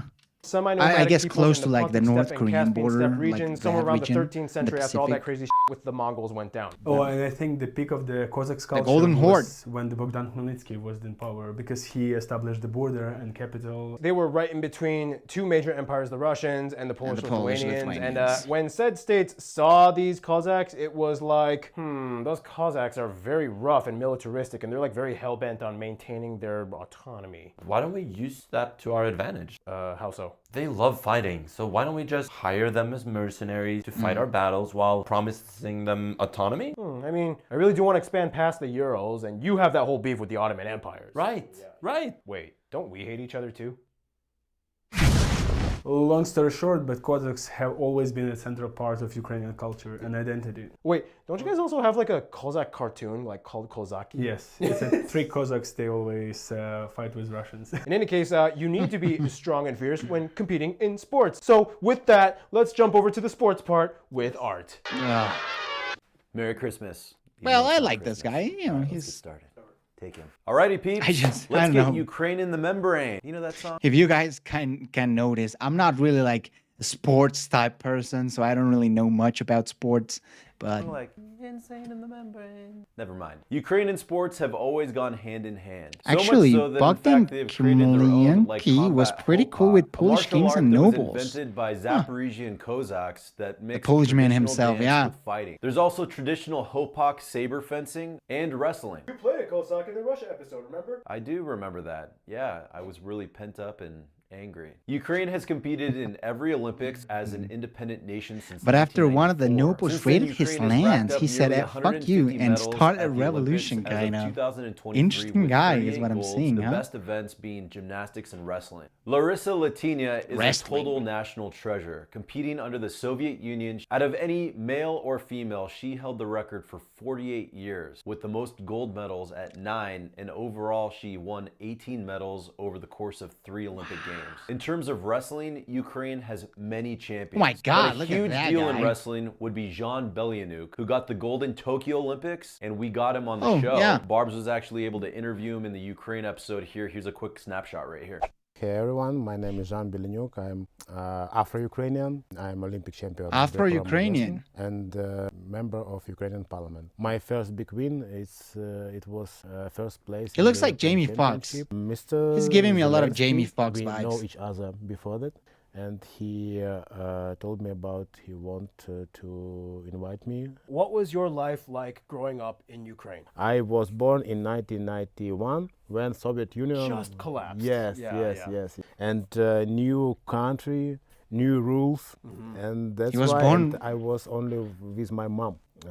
Guys with my type of skin, of course, and different difficult situations, but do Ukrainian people generally accept you? Ukrainian people very tolerant, and I have a lot of friends, school of life, and that's why maybe I decided to go into Greco-Roman wrestling. Yeah, and now you're in the parliament. Now you're famous gold medalist. Are you happy? Yes, I feel. Always want to go to Poland. Not gonna after lie. Barack Obama, I feel like Ukraine over there on deployment. Yes. Thank you so much, man, and I appreciate that. Thank you, Jean. I think I'm gonna go to Poland. Anyway, there's so many other things summer, that we but can I don't know. highlight in Ukrainian athletics, like the boxing brothers, the two-time world's strongest man winner, that dude who broke over 35 pole vaulting records. But at the end of the day, you must mention FC Dynamo, Ukraine's most popular football club. They have won dozens of USSR championships and UEFA Cups. And number 7, the Ukrainian dream, Andrei Shevchenko, who won awards for the best player and best scorer. He won 2 bronze and 1 Golden Ball award. Today he's doing good and he enjoys playing golf in his spare time. Don't we all just want that? To look back at all the glory and just play golf in our spare time? Of course. That's right, giving up on life, baby. Polish food is really good. I don't think I have tried a lot of Polish food. It's important to mention the acrobatic school in Ukraine. It's also really big. Yeah, like Ukraine's Got Talent, there's always like 50 different acrobatic acts or something. Anyway, so many things about the culture. You know what's going to happen. Hannah is going to take over that. Does Ukraine do well in Eurovision? I mean, Ukraine does participate in Eurovision, right? Oh, because I live there. Oh, okay. Hannah, take it away with the culture segment. It's the culture segment. It's insane. We're in Ukraine. So what are some of the things that are distinctly Ukrainian? For one, you have to kind of look at the root. Historically, Ukraine had a significantly different climate and different rich soil from their Russian neighbors. This influenced so many things in daily life, like traditional Ukrainian white clay thatched roof houses versus wooden Russian cabins. Many historians also attribute this as being a factor to why Ukrainians have a more individualistic based culture due to the fact that single families could be completely self-sufficient on their own land, as opposed to the more collectivist Russians that had fewer immediate access to resources and needed to depend on a larger community to operate. It's a theory. Make of it what you will. In any case, the national dress is the vyshyvanka, and the embroidery has very specific motives and patterns and are indicative to the specific regions. Oh, okay, so it depends Many on the of these region. patterns are rooted in ancient Slavic mythology and beliefs, which are to some extent So still you can practiced and know if synchronized someone is with from the a certain predominant region Eastern just Orthodox because of tradition. the Ukrainians have also been Verishanka? huge on inventions and accomplishments. Things like CDs, bloodless blood tests, vaccines against the plague and cholera, postcodes, kerosene lamps, and the first kidney transplant was performed in Ukraine as well. The list goes on. Of so course, yeah. Ukraine has never shied It's a away pretty from big the art. deal. You might find the whimsical opishina ceramics in gift shops, usually depicting lions and rams. If that's not your thing, maybe go for some Petri Kiva. Literature is a huge pastime too. This guy is considered the first modern Ukrainian author. Taras Shevchenko is a national poet, and everyone knows Lesya Ukraina was one of the most famous writers that pushed for Ukrainian independence. Today, numerous monuments and 6 museums are dedicated to her honor, and she is even on their money. I'm Many joking. artists, Poland is cool filmmakers, for and tourist writers destination were for suppressed sure. during the A Soviet lot of places to times. visit. Nonetheless, Ukrainian cinema has lived on. No movie more world-renowned and critically acclaimed than Shadows of Forgotten Ancestors. Yeah, if you want to see real authentic Ukrainian customs and traditions, Carpathians? Ukrainians will tell you to go to the Carpathians. That's where all the original stuff goes down. And another original thing Ukraine has is music. And let's see who's taking over the music segment, because Keith! these days it Yes, switches off a sir! lot. Honestly, anyone's better than Keith. No. Hey, what's going on, everybody? It's Keith Shakira's here. So stunt I haven't double. been able to have enough time to even come up with a script, so our good friend Yvonne is gonna take it over. Also, I want to say a big shout out to the metal band Ginger. I love you guys. And here is Yvonne with the music. Later, dogs. Hey, most of Ukrainians believe that musicality is one of the main features of Ukrainians. The oldest musical instruments found in Ukrainian territory is 17 million flutes and mandolins, dated subscribers. 20,000 Jesus years Christ. old. There are Ukrainian musical instruments like lira, kobza, truby, surmy, litavri, Is this guy like the and so on. PewDiePie Pagan of rituals Ukraine? took place in Ukraine, such as kupola, malanka. So a lot of Ukrainian songs have pagan elements. Anybody's Also, better there than was Keith. Dumi, historical Says a songs about woman knives, knockoff to wars, man. etc. Dumi had been She's performed married by to the Kobzars. knockoff They Aussie? played bandura or kobza No while singing, fucking but during the Soviet shot. era, almost all of the Kobzars were killed. Kobza and Dude, bandura you're were lying. She's not married to that guy. I refuse to believe that. prohibited and confiscated, just like literally burned. Maxim Berezovsky, born 1745, basically the Ukrainian Mozart. Semen Gulak-Artemovsky, author He of looks the like the one of Ukrainian the first Mozart, Ukrainian too. opera Zaporozhye Dunaim. Mykola Lysenko, born 1842, called the father of Ukrainian music. He also a father of USSR and Russian anthem, because his composition Epic Fragment was stolen and rearranged. Da, da, da, da, New York da. Stravinsky probably had a relationship with a Coco Chanel, has his own star in Hollywood. Mykola Leontovich, composer of What a probably legend. one of the most known Ukrainian songs, Shedrik, or you may know it as Oh yeah, Carol they are Bells. married, But I Mykola think. hasn't seen his success because USSR's Bolsheviks killed him in 1921. Volodymyr Wow. Lebedev born 1949, right? Yo, if that guy can't get laid, I mean, if that guy can't get a wife, especially, Hannah's kind of cute. So I don't know, man. I'm feeling more optimistic about my Best chances. Ukrainian hit songs of They have that a time, baby Chervona too. Ruta, Wow. Daleki Ori, was killed by KGB. Okay, Ukraine has taken part in the Eurovision contest since Oh, there we go. 2003, and even 3 times we took the first place. Ruslana in 2004, Jamala in 2016, and Kalush in 2022. So that's kind of all I gotta say. So it's not even like 30 years. It's more like 20 years that they participated, and they won 3 times in 20 years. That's insane. Barbs? Thank you, Ivan. I remember one time though, I tried to whistle in a car, and the guy yelled at me. Damn, "Don't 20 whistle in a years. car." Yeah, I know, right? Yeah, whistle, it's in Ukrainian culture, it's kind of like for bad luck. We've covered so much about the culture and the people and the demographics of Ukraine. Guess what? There's other people in this world, and Ukraine seems to friend interact zone? with them. Oh, which brings us to God. the last segment. This is gonna be interesting. So Ukraine and friends around the world, it's just like their history. It's ever complicated and shifting. Always shifting, yes. But Rip here's Up the Aussie has- animation. Let's get into it.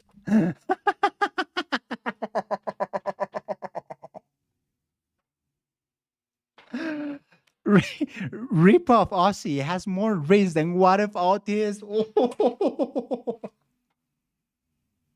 Oh my god. Dude, no way. What If Autist? Oh my god. That was funny, man. That was so funny, bro. Just coming for the neck. Yeah, my man came off aggressive. That's a good one, dude. First of all, to this Oh. day, it seems their number one Oh foreign my policy God. objective has been integration with the What about Euro-Atlantic this, zone. bro? In 2018, Oh my they God. officially ended their That's so participation funny. with the CIS, further cutting ties to Russia and other members, but mostly Russia. Outside of Europe, Canada was not only the second country in the world to recognize their independence, but actually Yeah, has What the About This largest has Ukrainian no risk, diaspora like at somewhere around nothing, 1.5 million, mostly concentrated in Manitoba and Saskatchewan. Today, they have a free trade agreement, and many cities are sister cities, including Kyiv with Toronto. The USA has the Not gonna lie, I watched the What If Autist vid recently. Seemed less deranged than normal. Huh.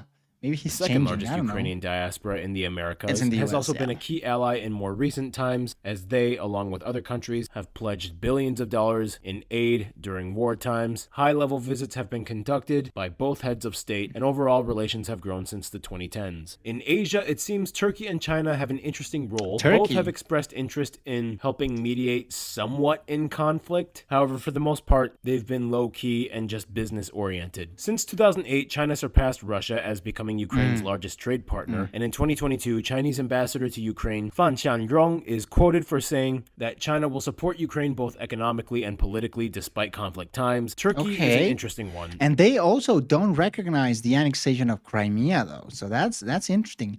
China doesn't recognize the annexation of Crimea. Huh. I would have thought otherwise, but Not they only don't. have they both had historically strained relations with Russians, for Turks dating back to Ottoman times, but course. Erdogan is also explicitly quoted for telling former President Poroshenko that Turkey would not recognize the annexation of Crimea. In addition, they are a major partner in Ukrainian exports across the Black Sea and do lots of business with them. Back in Europe, though, we get a more clear image of where the closest ties lie today. And since 2022, the EU has granted them candidate status for accession to the EU, and Zelensky signed an EU membership application. Since then, they have also joined NATO's Enhanced Opportunity Partner Interoperability Program and have submitted an application for membership as well. Every Baltic country and Finland have They have, expressed yeah. huge support for Ukraine since the onset of the war. Each side has a period of time understanding conflict with Russia. Their EU neighbors, Slovakia... Oh, true. Yeah, because it would conflict with their story about Taiwan if they recognize the annexation and their cause of the Russian. Yeah, that's true, though. It's because China wants to have, let's say, good relations with Eastern Central Europe.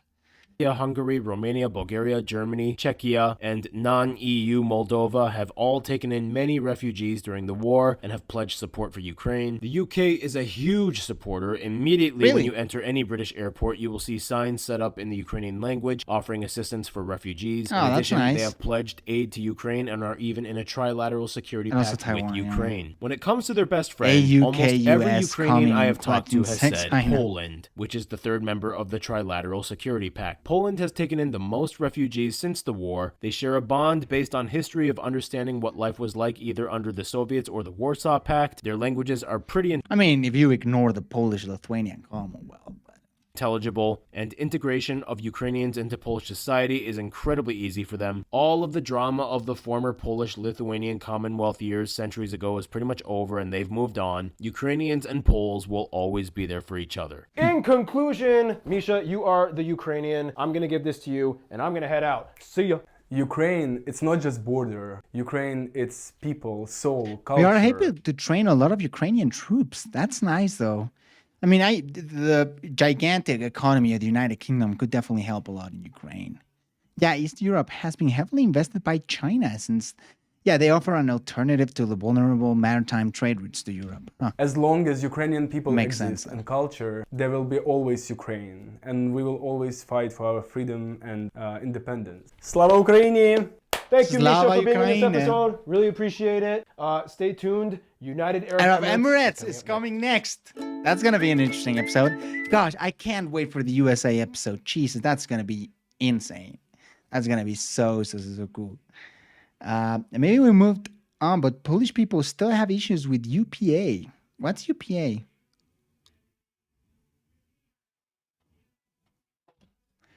All right, so... I mean, I think Crod uploaded a new video, but it's just too long, though. It's like an hour. And I haven't watched it, really. Is it good? A critique of realism? Yeah, it's just so long. I'm really not that interested in that video, but I don't know. So, we were going to watch Real Life Lore. Real Life Lore. They did a video. I think they, literally just released a video. So we could watch that, and we can watch the Mexico video because this video is about Mexico. I haven't watched it, so I really thought maybe I could give it a go. I don't know what you guys would like. I haven't watched it for the same reason. Yeah, it's just too long. I haven't watched it much. Yeah, it's probably not very interesting, I guess. I do hope the U.S. isn't training them the same way we trained for counterterrorism. Conventional warfare is very different from counterterrorism. Yes, absolutely. It's a long story, but it's about Bandera, who was a Ukrainian nationalist, and they did Polish genocide in today's West Ukraine. Let's watch the Mexico vid. Yeah, you're right. Let's watch the Mexico vid.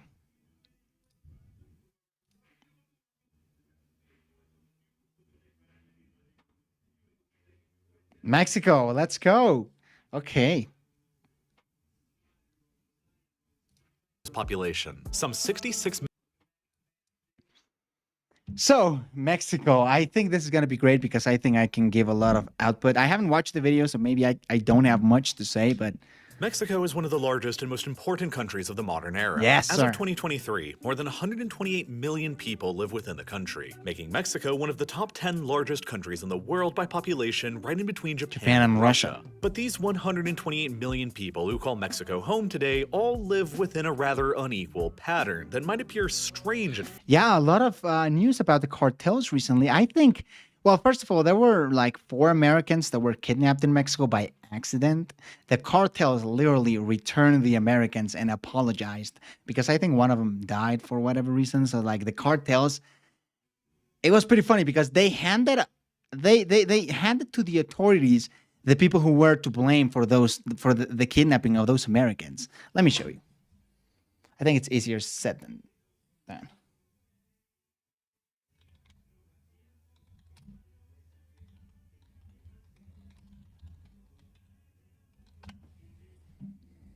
Yeah, there we go. So these were the 4. These were the kidnapped Americans.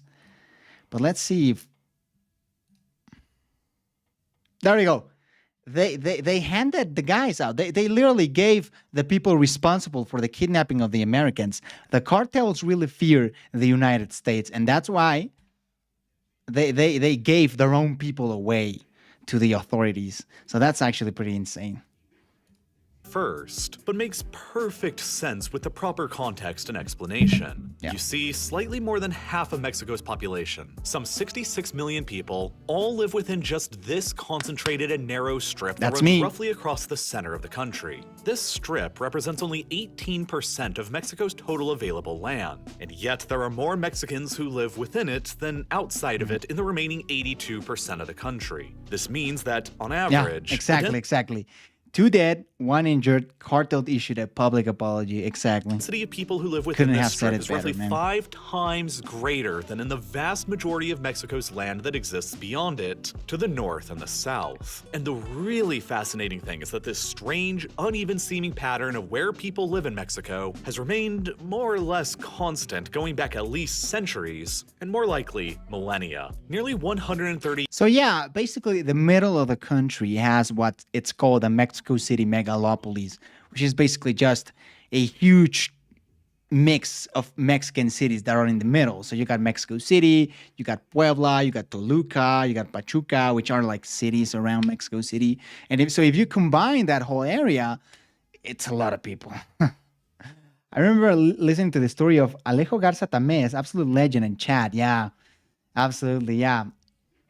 Years ago now, back in 1895, Mexico conducted a nationwide census that revealed the population back then was only about 12.7 million people, or in other words, 10 times fewer people than exist in Mexico today. Nonetheless, the pattern of where those Mexicans of 130... The cartels are more apologetic than Norfolk Southern after the train crash, bro.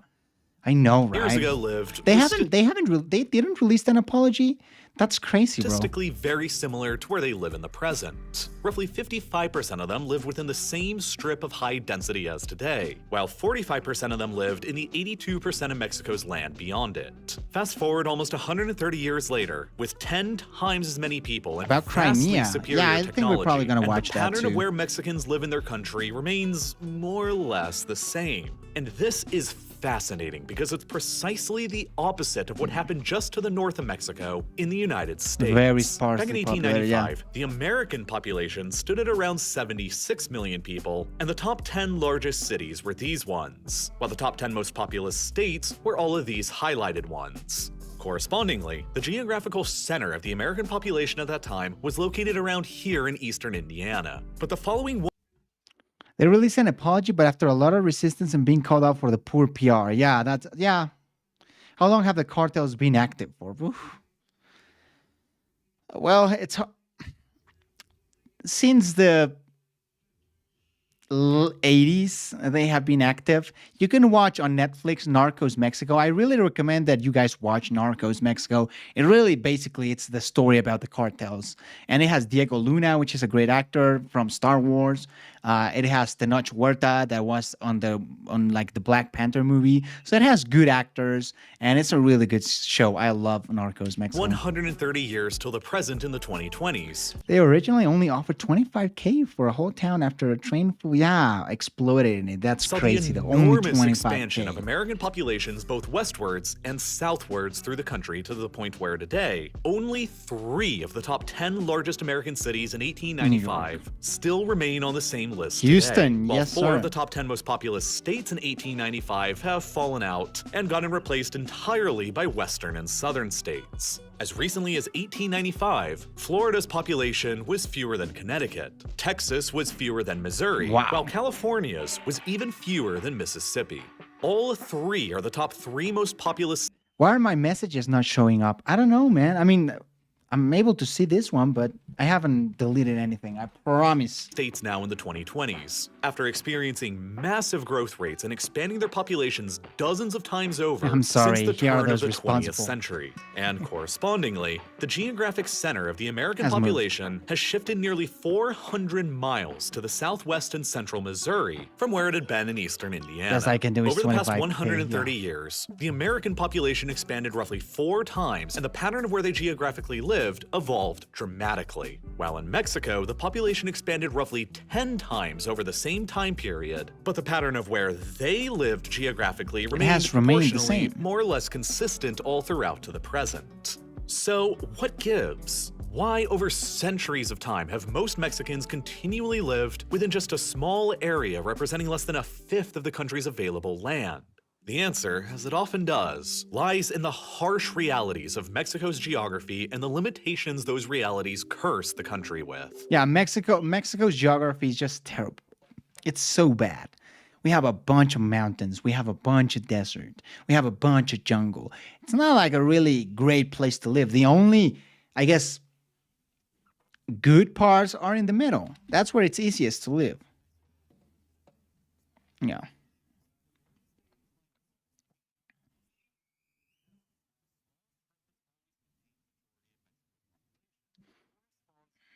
Yeah.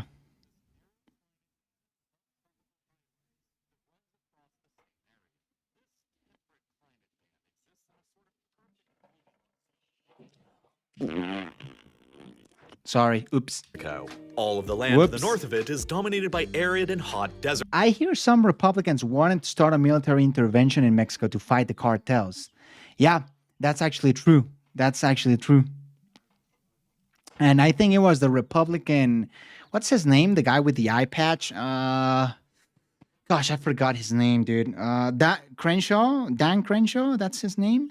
Yeah, I think he's a representative in Texas. He wanted to start a military intervention against the cartels in Mexico. Of course, that didn't went through, but I mean, it's the Republicans are starting to get biomes, where performing large-scale agriculture without industrialized irrigation is nearly impossible, severely limiting the amount of food that can be grown to sustain a larger population. And at the same time, nearly all of the land in Mexico to the south of this Goldilocks temperate zone is dense rainforest or jungle biomes, which is one of the most absolutely difficult kinds of biomes to develop civilization within for all kinds Isn't Mexico slowly sinking too? Yeah, Mexico City is sinking, unfortunately. of reasons. Even for 21st century industrialized civilizations, jungles and rainforests prove difficult to overcome because building infrastructure through them is a significant challenge. It obviously rains a lot in these biomes, and that makes things like drawing concrete for your roads or foundations rather difficult. Asphalt isn't a much better material to use either, because excessive heat, which is often the norm for these kinds of environments, causes the asphalt to soften and deform when placed under heavy enough loads. Therefore, building paved roads through jungles and rainforests is simply a more expensive and labor-intensive process by nature than it is nearly anywhere else. And that's largely why there's still today only 8 paved roads that extend across the entirety of Mexico's 1,100 kilometers of southernmost frontiers through the jungles with Guatemala and Belize. Only 8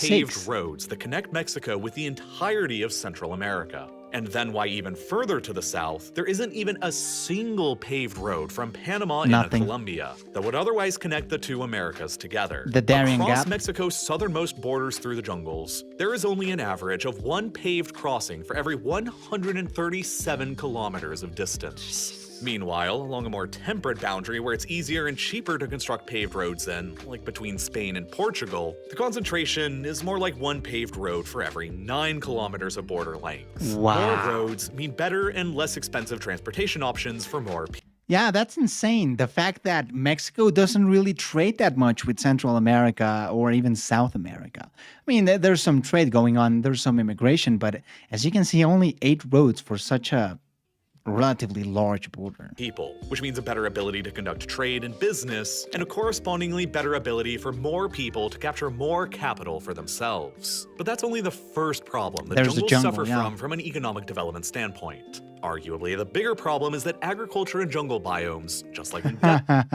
Not much of a loss there, mate. I know, yeah, I know. It's not much of a loss, but hey, deserts, is also could be better, very right? difficult. This is because in the jungle, most of the nutrients that would otherwise reach the soil are stored instead in the abundant living vegetation, dead wood, and decaying. Yeah, well, Mexico could have had more projection in Central America. Yeah, more power projection. Now it's mostly the USA who projects that power. When organic material in the rainforest dies and then decays, it gets recycled so rapidly by the omnipresent insects, fungi, and bacteria that little, if any, of their nutrients ever make it down into the soil below, which leaves the soil nearly sterile and atrocious to use for agriculture. Wow, I so didn't whenever know humans this. come around and slash and burn a rainforest to clear its space out for agriculture, they are usually left with a terrible soil quality that requires massive amounts of fertilizer to actually make it productive. And then if the rainforest wasn't cleared very well, the omnipresent insects, fungi, and bacteria will then attack whatever crops do get grown. And so then that requires a further massive amount of pesticide use to keep from happening. Agriculture in former Central America was part of Mexico when Mexico got its independence, right? Yeah, they were part of Mexico for like 3 years, I think. Brazil be like, oh yeah, massive. Also Brazil. Yeah, that's why, for example, Mexico is not really an agricultural power.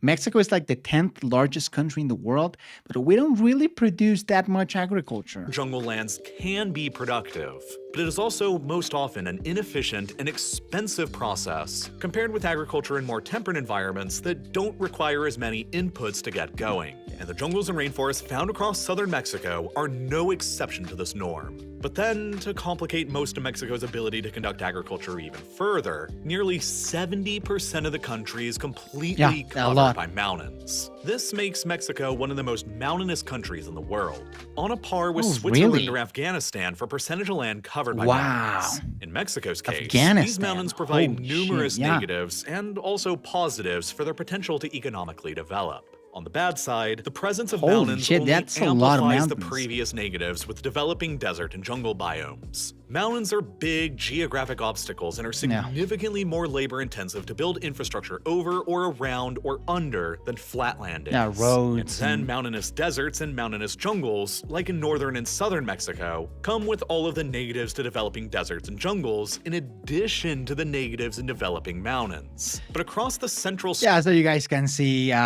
building infrastructure in Mexico, it's actually pretty hard. strip of Mexico, the mountains rise up higher than they do anywhere else in the country. And they're so high up that they push a huge amount of the land here up and above the usual hot tropical climate and into a more cooler temperate climate zone. It's the so many nice. high plateaus and valleys in between all of these towering mountains. The weather is absolutely nice. I mean, it's so nice, I swear to God. I would have suggested terraced farms, but I guess that would require a lot of water. Yeah, probably so. Shout out to the Swiss for them. Yeah, building tunnels. Yeah, exactly. They aren't worried about the mountains. Mountains are hard to control too. Yeah, exactly. And that's where a lot of criminals in Mexico hide. They hide in the mountains because, you know, the police or the army are not going to get in them. the center of Mexico offer up large amounts of environment that the lands would otherwise be in down at lower elevations and into a more temperate biome with cooler temperatures and less humidity. Mexico helping City, to baby. mitigate the presence of diseases and insects that can be found down in the lower elevations still in the tropics, while providing a better environment to use modern construction materials Just and like techniques the in, Taliban, like concrete exactly. and asphalt. At the same Exactly. time, the soils that can be found within these high temperate valleys of central Mexico are also incredibly fertile and very useful for agriculture because a lot of the mountains around them are in fact volcanoes. You see, beneath the surface, the mountains and volcanoes found in central Mexico roughly correspond to the intersections of the North American plate, the Cocos plate, and the Rivera plate. For millions that's of why years now, we get a lot both of the Rivera earthquakes there. and Cocos plates have been subducting beneath the North American plate here, which is what's generated this continuous belt of volcanoes clear across the center of Mexico. While occasionally destructive, volcanoes are also perfect for generating agriculturally useful soils, because every time they erupt, they belch out rich. Yeah, was looking at different peoples in South and Central America. I didn't know there were 8 million Maya people. They are going strong. Yeah, they are still strong after so many years, after so many centuries. So a lot of them even speak the Mayan language. In fact, when I was a kid, I had how do you call them? A lady that helped out in the house with the cleaning and the cooking, right? And she was Maya. She was Mayan. Honestly, the mountain thing isn't that OP. You just have to be willing to do inhumane things to beat it. Yeah. Absolutely. Minerals from deep within the earth that eventually settles down into the soils below But in the it's tough. form of ash. acting I guess it's effectively not like a that tough, natural but it's still like a fertilizer system. challenge. Millions of years worth of eruptions along this belt of volcanoes across central Mexico filled the high valleys and plateaus up in the temperate zone in between their peaks, with rich soils that would make them some of the best and easiest to use available Well, who farmland knew? on the planet to Nice. grow calorie-intensive grains in. And that's why it shouldn't come as a surprise then that one of the most important grains in human history originally arose within this ideal environment. Maize, otherwise known as corn. This is also why, despite being about 3.5 times larger in overall amounts of land, Mexico only has about the same amount of arable land as France. Wow. Only about 12% of Mexico's land is actually arable and suitable for farming. So and the vast nothing, majority huh? of it is all within these rich volcanic valleys here across the center, where most Mexicans have always lived Yeah, out their would you look at lives. that? Hundreds of years Mexico has the same amount of arable land as France. ago, back in pre-Columbian times, the Valley of Mexico was also home to 5 large lakes and numerous rivers, meaning that not only were the soils very fertile, but there was also plenty of available fresh water for large-scale agriculture. And on top of that, while transportation around mountains is usually very difficult, it's a lot less difficult to cross the surfaces of calm lakes on boats. And so the lakes in the Valley of Mexico also provided a perfect, cheap transportation method for moving around large amounts of food and other products. It should also come as a little surprise then that the region of Mesoamerica was destined to become one of only 6 of humanity's known cradles of civilization. Yes. Places where humans developed an agricultural civilization independently of the knowledge of any other civilization. More than 1,000 years before the arrival of Columbus and the Spaniards, an unknown civilization had already developed the city of Teotihuacan within this ideal environment. At that city's height during the ancient era at the same time of the Roman Empire in Europe, it likely reached an urban population of at least 125,000 people, which not only made it the most populous city in the Americas, it also made it at least the 6th most populous city in the entire world at the time. Thus, the core of Mexico's population today has really been the core of Mexico's population for thousands of years now. When the Spanish arrived in Mexico in the 16th century, the Valley of Mexico was already one of the most densely populated places in the world. The Aztec Empire counted some 6 million inhabitants, nearly on a par with the population of the whole Spanish Empire itself. Wow. While the Aztecs' capital, Tenochtitlan, high up in the Valley of Mexico, may have numbered as many as 200,000 urban inhabitants, making it a larger city at that time than any city found in Europe. After the Spaniards destroyed Tenochtitlan, Mexico City was built in its place over the ruins. Yeah, that's big for Europe around them. Yeah. Pre-Spanish America is so interesting to look into. I think the Aztecs and Incas, for example, are so fascinating. They are so fascinating. Especially, I think, as a Mexican, I do look a lot into the Aztecs, but the Incas are more of a mysterious figure to me. And so the area remained the center of political and cultural life in Mexico. But after millions of indigenous people died from the diseases and violence that the Spaniards brought, the valley... I think it was like 80 to 90% of the indigenous population that existed in Mexico died because of disease, because of war. So imagine that, 90% of the people were gone. That's a lot. Mexico would never recover its pre-Columbian population again for another 4 centuries until the early 1900s. Now, more than 500 years later after the conquest... I mean, imagine if Mexico continued to have that population. Imagine if like, the Spanish colonization never happened. Mexico would have been a really populated place. Smallpox, beatboxing. Golden Toaster, yo, I'm on my phone and don't have more than 10 minutes until I need to leave. You're working, right? I imagine. But don't worry about it, man. It's good to have you. Mexico City once again ranks among the world's largest and most significant megacities, with a metropolitan population of more than 22 million people, making it the 6th most populous urban area in the world and the largest metropolitan region found anywhere outside of Asia, pretty much just like it had been for centuries before the Spanish conquest. But the core of Mexico City exists at an elevation of around 7,800 feet above sea level, far higher than any other city that's anywhere near to that same level of population. For the sake of comparison, Mexico City's elevation is on a par with a ski resort found in Aspen, high up in the Rockies of Colorado. Wow. Of the top 10 largest cities in Mexico. Aspen. So, yeah, Mexico City does have a very high elevation, and I've heard from some people that come to visit, they feel a little lightheaded, because of the elevation, and they feel weird, they have headaches. So it is like pretty tall. Of course, I lived here my entire life, so I don't feel a thing, but I've heard that from some people. Spanish rule was so harsh. Spanish people born in the colonies were seen as lower than Spanish people born in Spain, for example. Yeah, if you were Spanish white nobility, but you were born in the Americas, you were considered lower than the nobility born in Spain. So that was hardcore. They were really into elevations that beyond racism, 7,000 feet. 3 more are beyond 5,000 feet, and 2 more are beyond 3,000 feet. Big cities in the United States cannot be found anywhere near to these same kinds of elevations. There is only one city in the entirety of the United States with a population greater than 100,000 that can be found above 6,000 feet. Colorado Springs. And every single city in the United States with a population of more than 1 million people exists beneath 3,000 feet in elevation. Less than half the elevation of Mexico City that has tens of millions of people. And this is where we get to the cons of having so many of your people very high up in the mountains like Mexico. While the mountains provide the only flat and easily arable valleys high up in the more temperate zone the country has got, they also make transportation in between all of the valleys and from any of the valleys towards the coasts a lot more challenging. Mexico City and Tenochtitlan before it exist more than 7,000 feet up above sea level, despite only being around... Yeah, the Spanish Empire had, even by European standards, old backward system. When it began to boom, it would have collapsed if not for the colonization. 200 miles away from the ocean.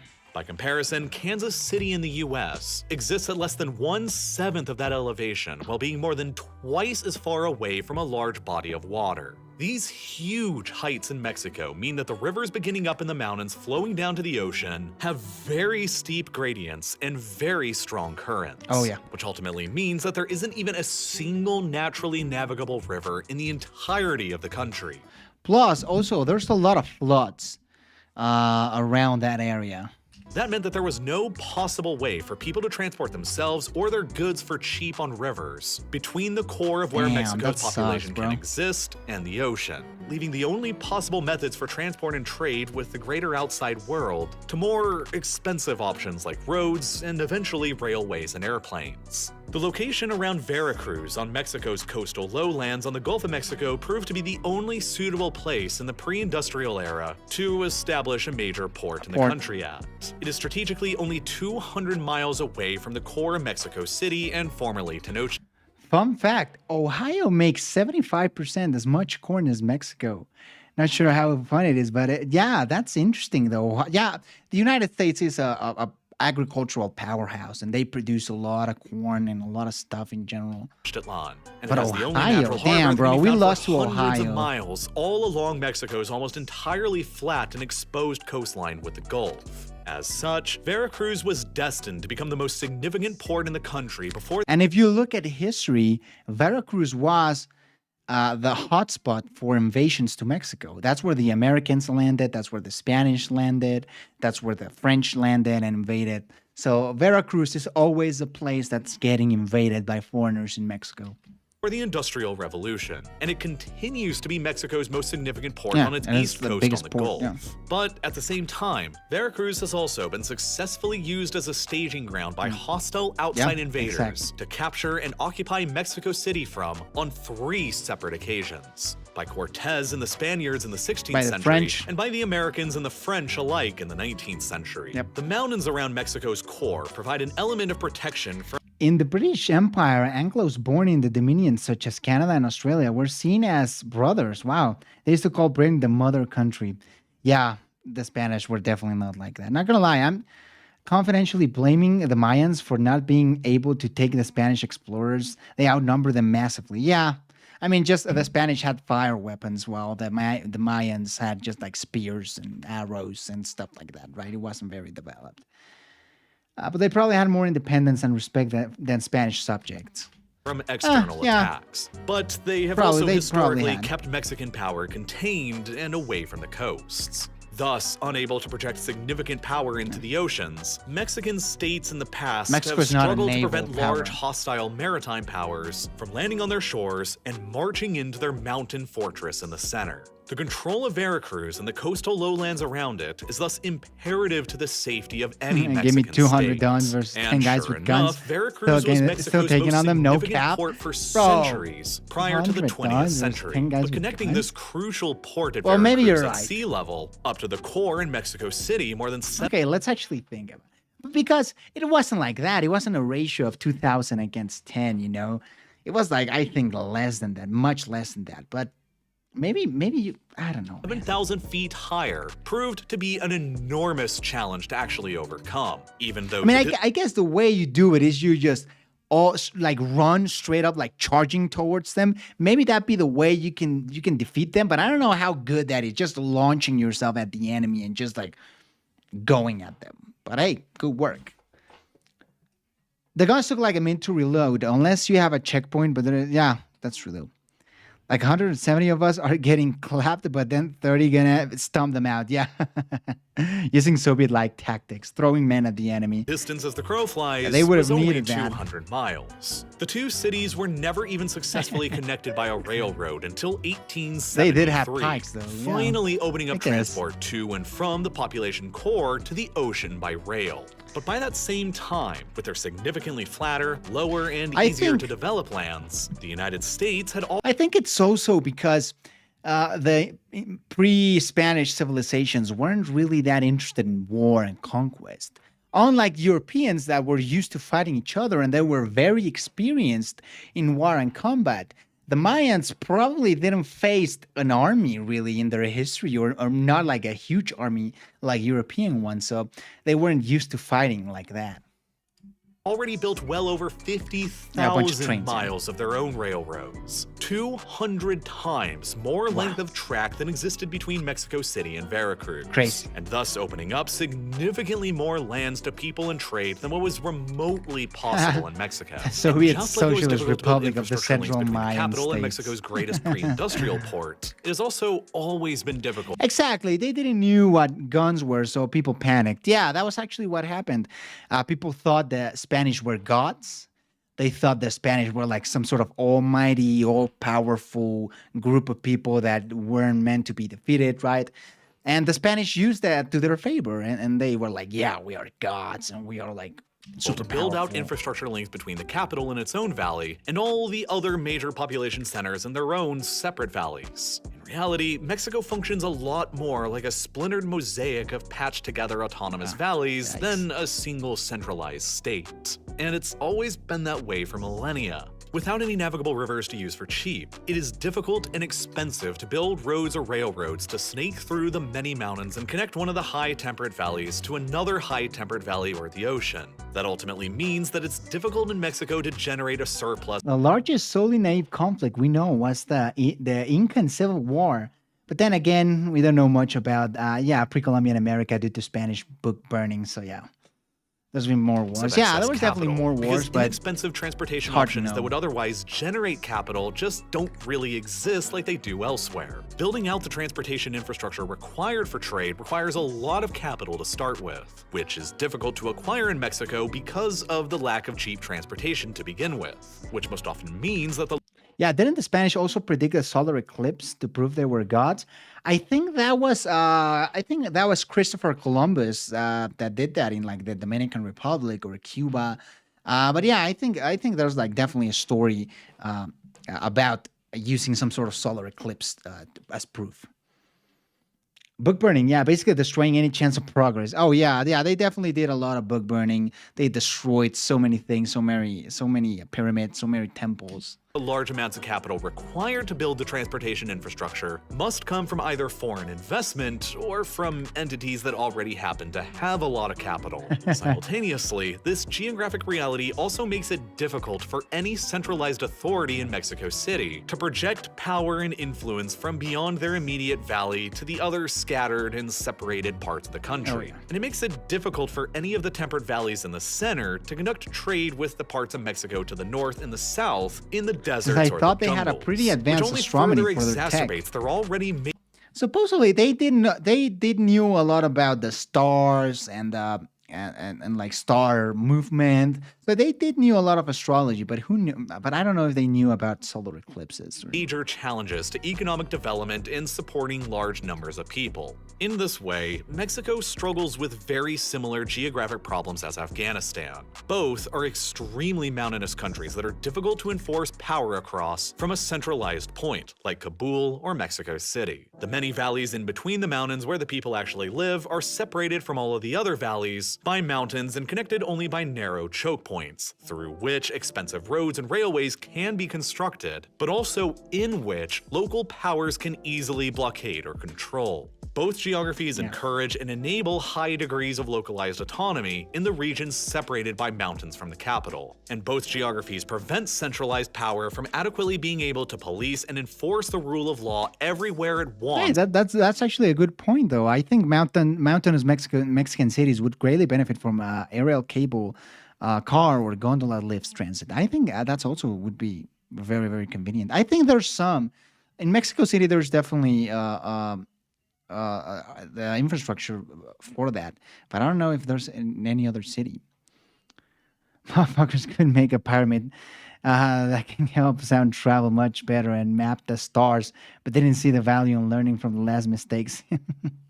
Yeah, that is true, though. Such geographies have therefore given rise to autonomous warlord-style factions, like the Taliban in Afghanistan, and the many autonomous cartels that operate across Mexico, largely with If you really think about it, Mexico and Afghanistan do share a lot of the similar problems. impunity from the central government in Mexico City. As discussed previously, Mexico's borders in the south with Guatemala and Belize are underpopulated and covered by thick rainforests and jungles, with only 8 paved roads across them.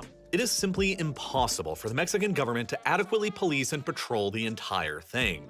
That makes it the perfect location for smuggling illicit substances and weapons across, coming in from Central and South America. Simultaneously, Mexico's border in the north with the United States runs for more than 2,000 miles across almost equally sparsely populated barren territory that is separated by hundreds of miles of almost empty mountainous desert between it and the core of Mexico's population up in the high temperate valleys of the center. Just like their borders in the south, the Mexican government could never possibly hope to police or patrol the entire stretch of their side of the border. And that's why there's so much crime around the border. Too remote and too far away from Mexico's most major population centers in the middle of the country. But remember that population density map of Mexico we used from before? It's interesting to look at it again now with all this context. Because while most Mexicans live where you'd expect them to in the ideal agricultural environments of the center, there are lots of pockets of extremely high population density surrounded by almost nothing that can be found all along the Mexico-US border in the north. And what's even more interesting is that all of these Mexican cities along the northern border have significantly higher populations than their American counterparts on the other side of them do.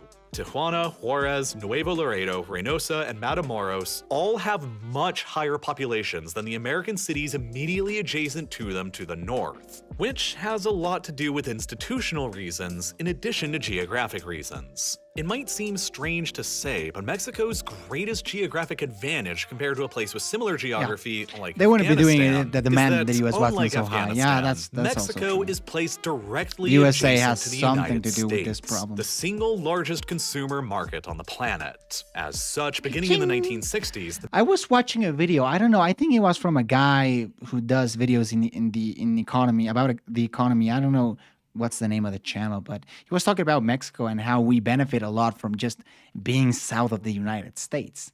You know, we've been into NAFTA. NAFTA has helped Mexico a lot. Now we are one of the main car manufacturing countries in the world. So yeah, things have been looking up for Mexico somehow. On a hilarious note, have you seen the video of a turtle smuggling $53 million of cocaine strapped on it? I actually have seen the video. Well, I haven't seen the video, but I have heard about the news story, and that was fucking hilarious, man.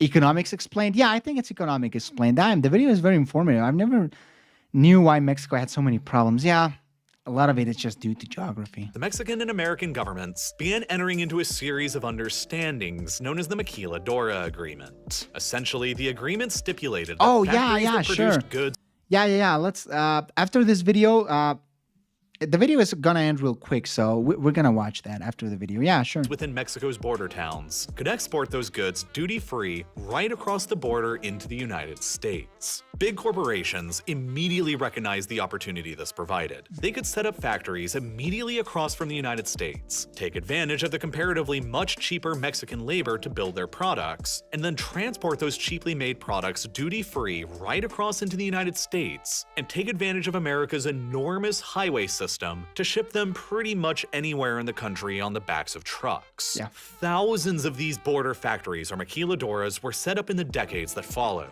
and with them, tens to hundreds of thousands of new factory jobs were created that lured in workers from Mexico's historic core across the center of the country. This is the reason why all of Mexico's border towns are so much more heavily populated than their American counterparts are. Yeah, the thing is, there's just a lot of jobs.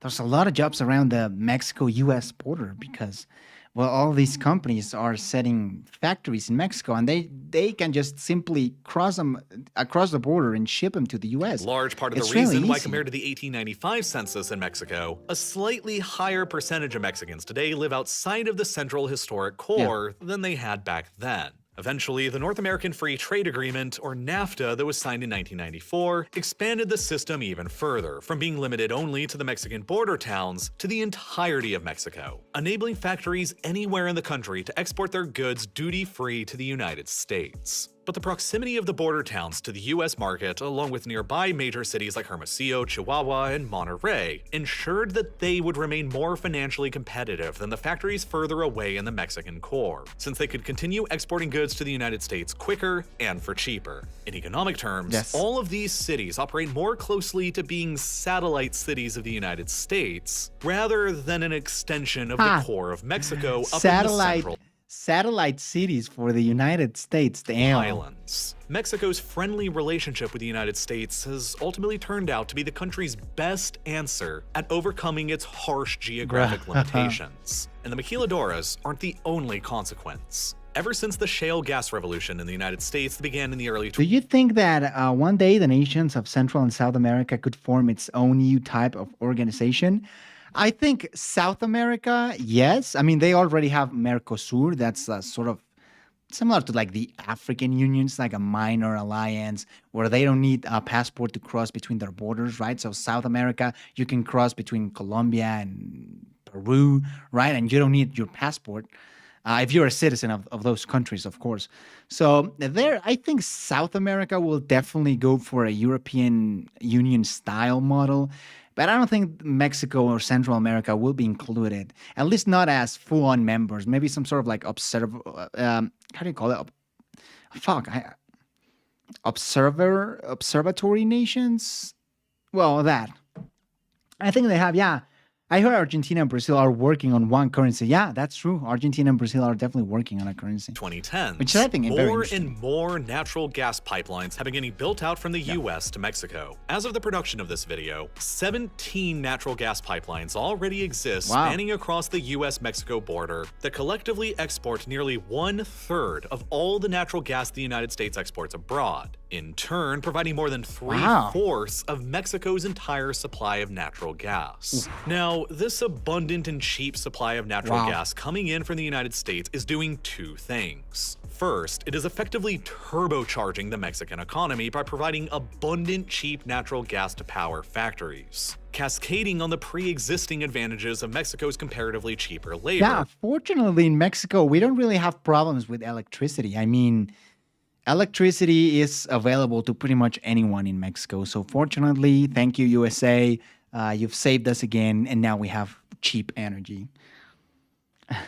The Falklands is ours, and we would be happy to join the South American EU as honorary South American states. Damn. Thank God there's no Argentinians in the chat. Not like there isn't a president since Guyana is in the EU, yes?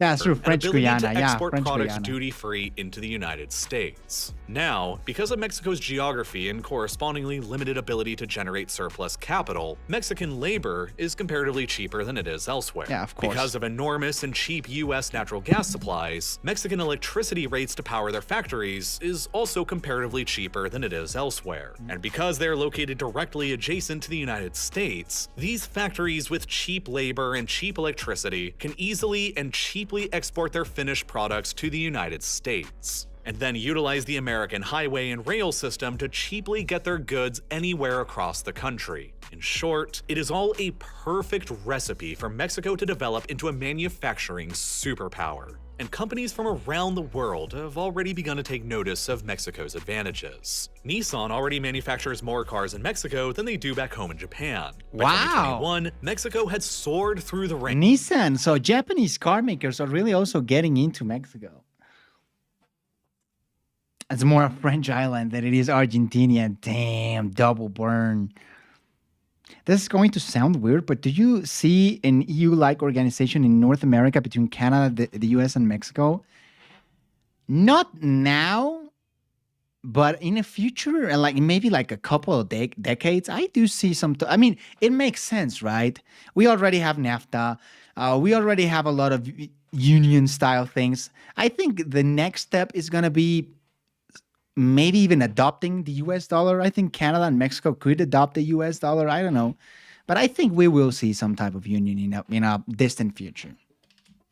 To become the fifth All I remember largest about exporter Guyana of is cars that in the world. it has the and longest is French border. Yeah, the longest French border is with Brazil because of French Guiana. rapidly catching up to the South Koreans, who are in fourth place for now. And the car industry is only one of dozens of examples exactly like this. By 2019, Mexico had suddenly displaced Canada and China and emerged as the United States' new largest trading partner, a position it is likely to maintain for all of the foreseeable future because of all the advantages that this video has highlighted. This ultimately all implies that over time, more and more factories and Not sure if it would be a good idea for Mexico to adopt the US dollars, though. Prices would skyrocket. I don't think that's true, man. I think, for example, already, like right now, there's already cities in like the border with the United States that accept US dollars as their currency. I think also places like Ecuador have the US dollar as their currency. So I don't think the prices would go up. It's just like the currency exchange now would be different. But I don't know about the prices, though. I don't think so. manufacturing jobs are That likely didn't to happen open in up near the Ecuador, you border know? region within the north of Mexico near to the United States. A trend that will impact where Mexico's people ultimately live out their lives as more and more leave from the historic population core in the center for the new job opportunities opening up in the north. Mexico ended up discovering exactly how to transform their mostly negative geography into a positive.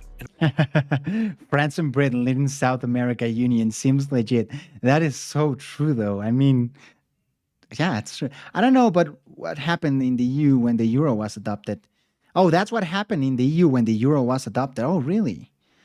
The US ever imposed the Monroe Doctrine on the UK probably never happened. With the UK given the Falklands independence? And it will be interesting to see how that influences the pace of Mexico's population distribution over the coming decades. Perhaps with time, most Mexicans in the country will finally live beyond the historic core where the majority has lived for thousands of years. Probably not. The past 130 years saw the distribution steadily equalize from 55-45 to 51-49, so who's to know where the trend will continue going throughout the rest of the 21st century? Now, you can learn more about the beautiful mathematics And then we that went into got producing sponsor time. Whoa, that was actually a pretty good video, though. I really enjoyed this video. It was all about my country. So, you know, it's always good when you watch a video about your country. You like it, right? You love it. In the future, obviously, but with Canada's resources, America's money and military, and Mexico's industry, it would be, an absolute juggernaut. I agree. I 100% agree. I think it would be the global superpower already. I mean, already the US is a global superpower, but now add Canada and Mexico. I mean, Canada has like a huge amount of water, let alone oil and natural gas. But Canada has so much water. And, you know, North America has like 500 million people. So that water is going to be really useful for a lot of countries. I think the Monroe Doctrine just says that European countries shouldn't interfere in the Americas, but it doesn't mean they should own land in the Americas. Yeah, I think that's the thing. But keep in mind, the Falklands actually is British indigenous islands, so the UK would just, yeah, exactly, yeah. It just prevents them from mingling in the America's politics, right? Not really owning land. So we were gonna watch a video about I forgot the name. The Polish sparring, is that AC? Do you have the name of the video? Polish sparring, and how math helps to explain the world around us. But because I think I'm gonna end with this one, guys. I think we've been streaming for a couple hours. I think that's pretty cool. Yeah, the poor image of Mexico. Like 35%, 30% of people there. Yeah, it's likely to go up if the cartels aren't dealt with. Scala green.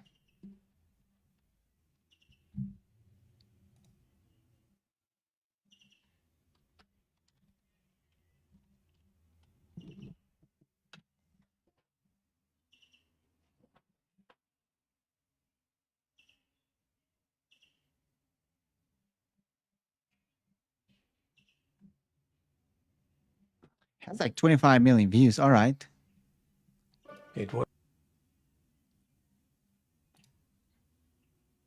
Oh, there we go. This one, right? Is this you're talking about? Yeah.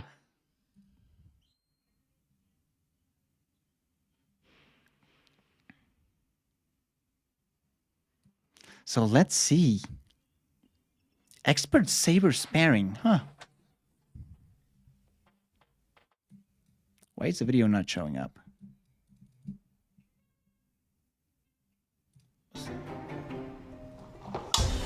Oh. Okay. Ooh. I mean, are those sharpened? Like actually sharp swords? Yours.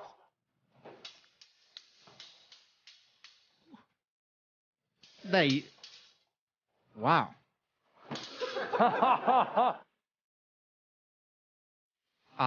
Oh, there we go. In the hand. Oh,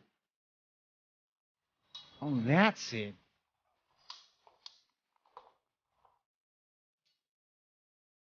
They do seem to have a lot of protection.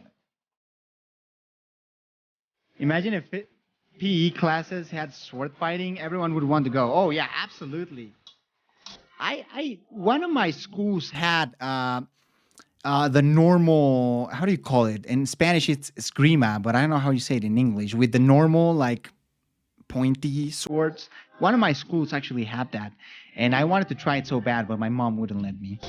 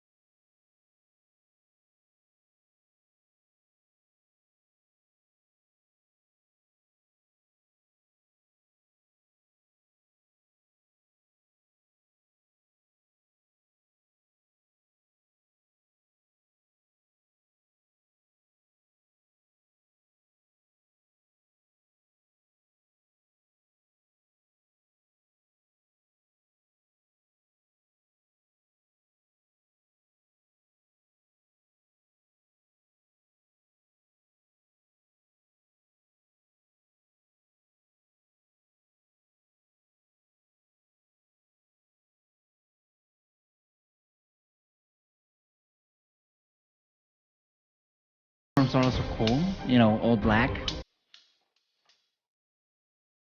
Ooh. Small hit in the face. This is harder than it looks, people.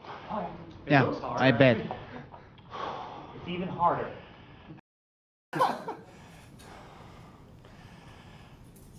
It's probably very tiring. You're constantly, like, how heavy is a sword?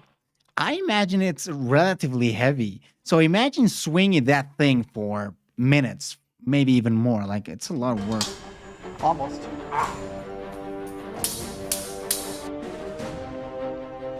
Almost, yeah.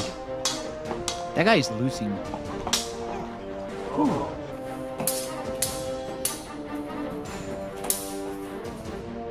Oh. Oh, okay. So close. Yes.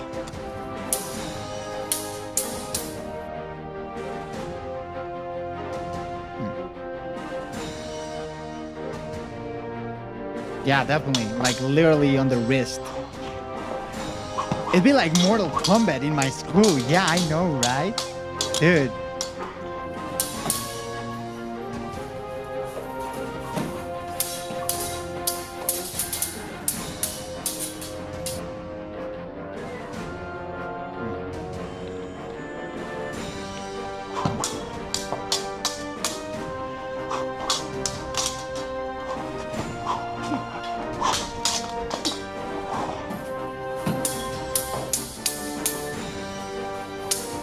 Oh, you can see his legs actually. Oh. Yeah. Oh, yeah, that was a pretty good move.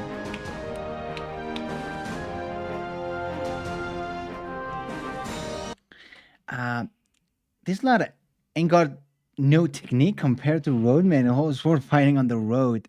Back in the day, fencing, that's the name, fencing. Fencing was always spot for aristocrats, really? I mean, I imagine so, yeah.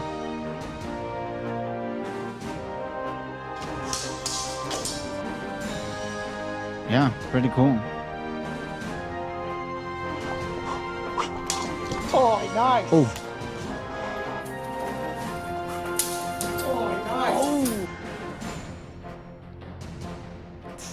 That's game over, right? I mean, that has to be game over.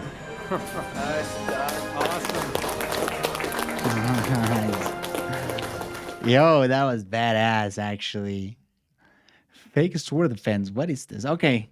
I think I'm gonna go now, guys. Honestly, I have still stuff to do. But I hope you guys like the surprise stream. I think it was very fun. We watched a lot of real life lore. We watch a lot of geography now. And I think it was pretty interesting. So it's always good to have you guys. It's always good streaming and, you know, just doing something fun for a while. If I'm going to watch videos anyways, I might as well stream it, right? So it was pretty fun. So thank you guys so much for watching. It was good to see y'all. And I'll see you very, very soon. I promise. Bye-bye.